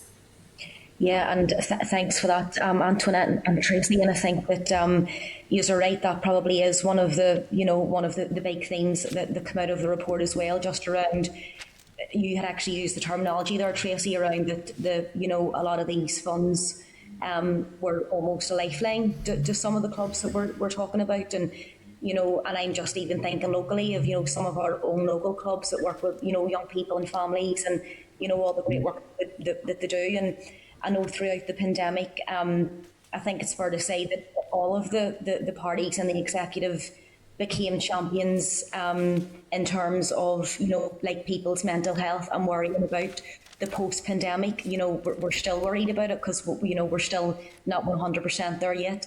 But I know that one of the big issues for all of us was the unexpected impact of how the COVID pandemic would have on people's mental health. And then when you think about the whole sporting sector and all the sporting families in all our local communities, that is really, for me, that will be a big that will make a big difference in terms of how people emerge out of what's been a really difficult year and a half. So I think that does need to be recognised. And I suppose just listening to some of the previous questions and answers, it's come up a few times just around the pace that you had to roll the scheme out on. And yes, you were time limited like a lot of the other schemes were. So you were working, I suppose everyone's been working in an unusual and a different environment as to what you would do normally. And I just scrolled down a couple of notes. I think it was Antoinette, you had mentioned that when issues, when concerns were arising, and were being identified, maybe not concerns, but whenever you were looking at the breakdown of the different schemes and grants, and you were being almost faced with the scenario that, right, what do we do here, and you had mentioned then the possibility of legal challenge. So I think you did say earlier that if you tried to maybe modify or change the scheme at a certain point in time, if you had faced a legal challenge, that the overall scheme might have collapsed. And what my final, I suppose, question to the panel is, and I know that all of this that we're dealing with is now in hindsight, but if the scheme had have collapsed, just based on your most recent comments there around this being a lifeline for a lot of clubs, could we have been in the scenario that a lot of these clubs or some of these clubs may have faced closure and mightn't be here today if it wasn't for the scheme progressing in the end? I'm happy to take this. What I would say is that as said earlier, if our board had taken an arbitrary decision, for example, to not fund Royal County Down and the board in fact did discuss that it was likely to like maybe attention, but to not fund them because simply you don't like the look of a particular award to an individual club who's met all of the criteria. Our legal advice is that we could have faced litigation, and had we faced litigation, our cautious legal advice would have been to stall the scheme. Well, given that we were taking those decisions throughout February and early March, then it's likely that the scheme would not have gone ahead before the end of March. It was year-end sensitive, obviously, but I am clear as accounting officer that there was evidence need for that 23 million pounds, and we would have put the entire sports sector at risk.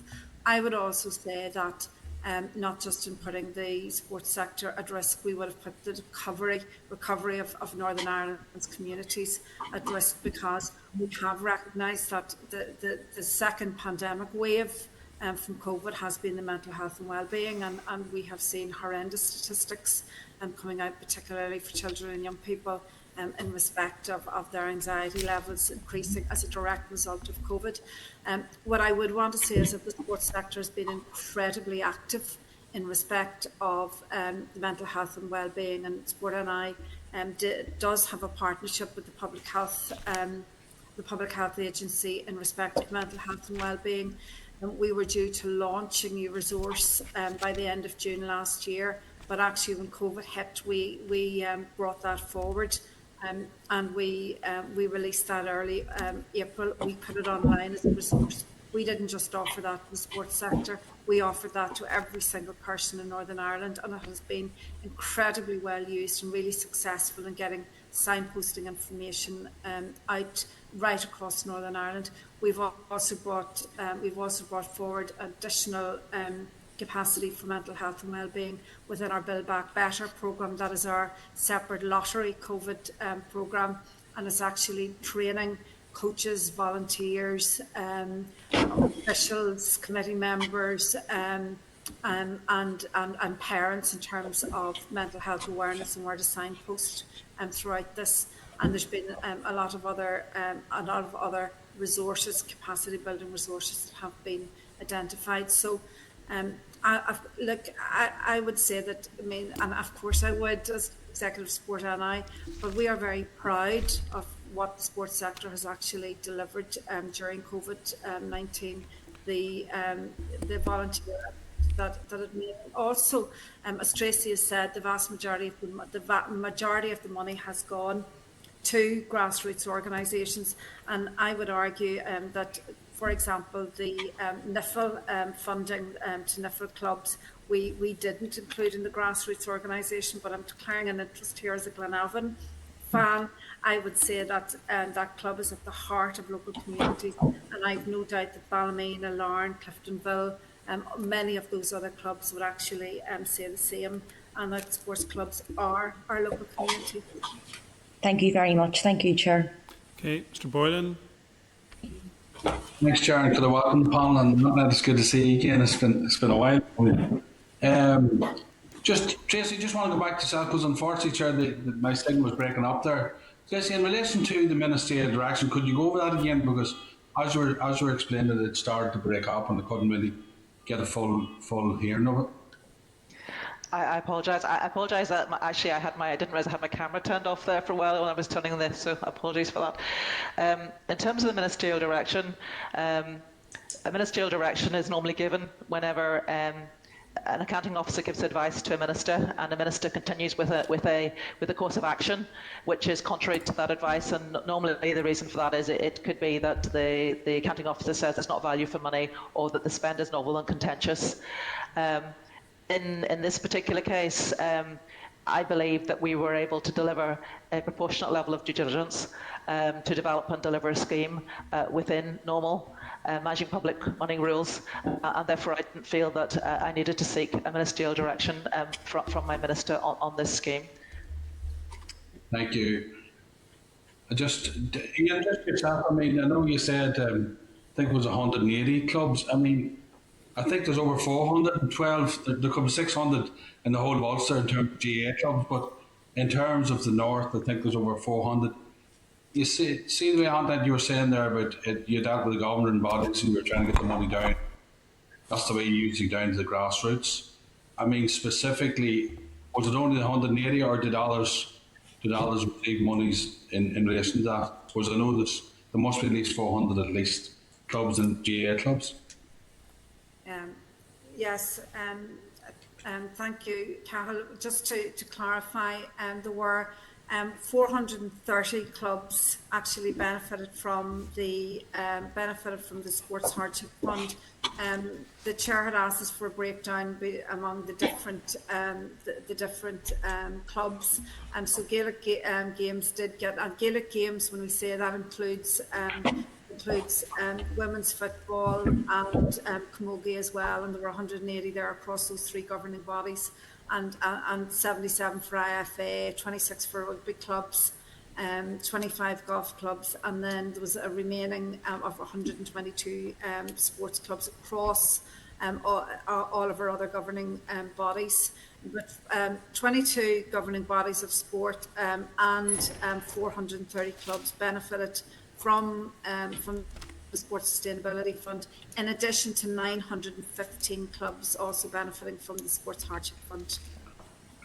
Just in terms of the overall scheme, and I know that Sports NI working with the sports sector and designed the scheme, in terms of the overall success in tackling and mitigating the losses and preparing the clubs to get up and going again. I mean, how do you view the success of the scheme itself in general? And bear in mind what some of the members already asked in terms of the golf club and everything else, how would you view the success of the scheme?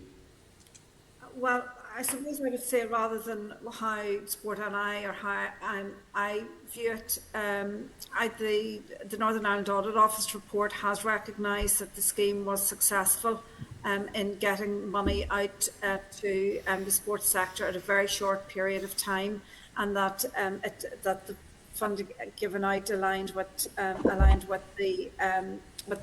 due diligence. I would say, undoubtedly, we have a more sustained, more resilient sports sector as a result of that investment of funding. And I really want to put on record, Sport NI, on behalf of the sports sector, our relief and our thanks to the Northern Ireland Executive for actually providing this funding for everyone to benefit, not just sport. What I would also say is that we're not out of the woods yet. Significant restrictions continue, and Tracy has already referred to ongoing losses that are forecast this year in the sports sector, but we've certainly seen a much more resilient sector than we would have been. No, and I appreciate it. I asked that question in the context of, I mean, Sports NI is working right across the board in terms of all those clubs, and you said it earlier, us who've been part of the GAA and follow the GAA, it's not just about the sport, it's the contribution to the community. And that's the key element here. And I mean, throughout this whole pandemic, they have been leaders in it all. And I mean, whilst they've played for a bit of fun here, they've carried out a lot of other work outside of what their normal duty would be in terms of rolling out sports, mental health and all those things. And it's appreciated in that context, and they asked the question because I mean, that's a key element. And I'm glad the Audit Office report does recognise some of those things that come out. But my final question to you is obviously would be the key lessons, because I know we rolled it out, all the schemes were rolled out in a hurry, and everybody was reacting to the pandemic and trying to support business and sports and music and right across the board and society in general. And my final question would be, what lessons can we learn from it in terms of yourselves and rolling out schemes in the future? Thank you, Chair. Cathal, I'll pick that one up. I suppose lessons, we need to look at what has worked well, but also what we do, perhaps potentially we could do differently. So what has worked well, and not just in the sports fund, but across a range of funding, has been the co-design and the partnership. Working closely with sectors to understand their needs at speed, and this particular one, working with the governing bodies to take a key role. I don't think the scheme could have been delivered in the time frame without that role. The partnership between the Parliament and, in this case, Sport NI, but in other cases with the voluntary community sector, with the councils in terms of getting schemes out, those have been absolutely key to our response. And as I said at the start, I am, I'm very proud of DFC staff, but we just could not have done that without our partners. In terms of, I suppose, lessons learned, there's no doubt that, and I've said this several times, if we'd had more time, definitely modelling the scheme would have actually given us more insights beforehand. The other thing is, for me, I think that if there had been a statement of additionality in the actual application form, that would have given, I think, more comfort to everybody. Looking at the net losses and then and we couldn't have done that, I don't believe, in the time frame for all of the awards, 430, but perhaps we could have said for the larger awards, some sort of a statement about what the need was and what that would leverage would be some of the things, the lessons that I would take out of it. Okay, thank you. Mr. Muir, very briefly. Yeah, it's just reviewing the Audit Office report and doing some research around this. Golf clubs come in very different sizes and organisation types, but a significant proportion or minority perhaps is our commercial entities who make surpluses and are able to operate like businesses. And in England during COVID-19, whilst there was financial support, it was rather limited, and there was a desire on behalf of government for those businesses and organisations to seek support in the form like other businesses did in terms of loans and borrowings. Why was that not considered in the case of some of the clubs which we've been, or particularly in terms of Royal County Down, particularly today, as the way to support these organisations? Yeah, I'll come in on that to start with. So in the business case, in the original business case, there was a list of seven long list of options, and one of those was to look at loans. There are a number of issues with that for us. First of all, actually, there's very little experience of giving out loans. Loans, it's a much more complex process to put in place. And we didn't believe that we could actually deliver a scheme based on loans in the time frame available. For the vast majority of, I think, the people or clubs that receive funding, the question is whether they could have borne a loan. But certainly, I can understand that. So, for example, I know that some of the golf clubs now are taking out loans on top of their, on top of the funding they've got because of the operating environment. They're having to take loans, but they're managing to get loans from the bank. But no, we couldn't have delivered a scheme with loans in the time frame.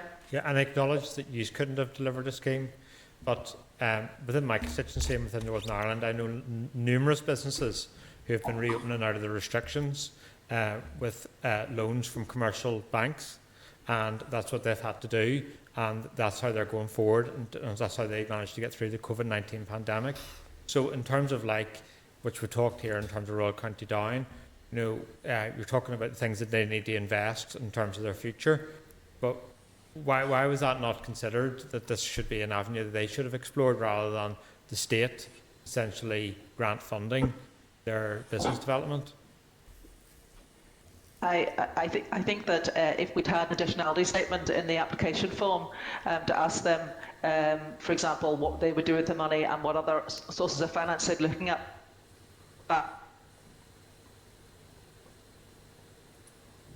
very helpful. Golf clubs, or at least one of them, sorry, I should say. I'm aware that one of the golf clubs that has been mentioned in the media is having to take out commercial loans at the moment from banks to actually to address its losses. So yeah, you're right. Obviously, where it's possible, loan funding can support these clubs. Thank you, Chair. I promise to be brief. So it's okay. Very brief one. Thank you, Chair, for letting me in. Mr. O'Toole has also promised to be brief. I will be, uncharacteristically so. I'm going to follow up, if I may, Tracy, on that last point about funding. Was any consideration given, and should it have been, to using financial transactions capital, which we have a challenge in getting out the door here every year? Would it have been possible, do you think, to have used some of that to enable Royal County Down, for example, to invest in their irrigation scheme? Yeah, I mean, when we considered that option around loans, FTC was one of the things that was considered, but it was deemed that it couldn't be delivered in the time frame. Also, with the FTC, it would have. Well, we couldn't have done it in the time frame. Obviously, we're exploring every avenue to use FTC within the department, but on this occasion, it wasn't. We didn't deem it to be possible. Okay. Okay, thank you very much. I think that's all of the members who indicated they wish to speak who have had that opportunity. And I thank those from our perspective as members for their attendance. Before we bring this session to an end, Mr. Donnelly, Ms. O'Hagan or Mr. Stevenson, have any questions or comments they wish to make? No. Mr. Stevenson? No issues from a DFP perspective, Chair. Okay. Can I just make a couple of points, if I may, before I let you all go? I have to say I do have concern, having listened to the evidence given today around modelling, around capacity and around distribution. And if it would be possible to get the figures in terms of the 430 clubs or whatever and the 22 governing bodies and the distributions of that £23 million, I think that would be helpful to the committee. If that could be provided over the summer recess, please. And would it also be possible then, in terms of getting the same breakdown for the Sports Hardship Fund, if that would be possible? Yeah. Okay. Look, thank you very much, indeed, all of you, for your contribution this afternoon, and I hope you all have an enjoyable summer. Thank you. Thank you very much, Chair. Okay.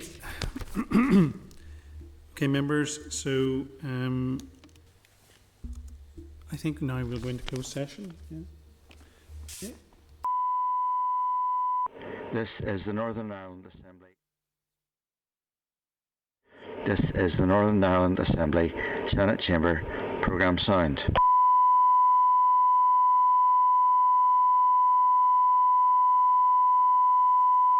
This is the Northern Ireland Assembly Senate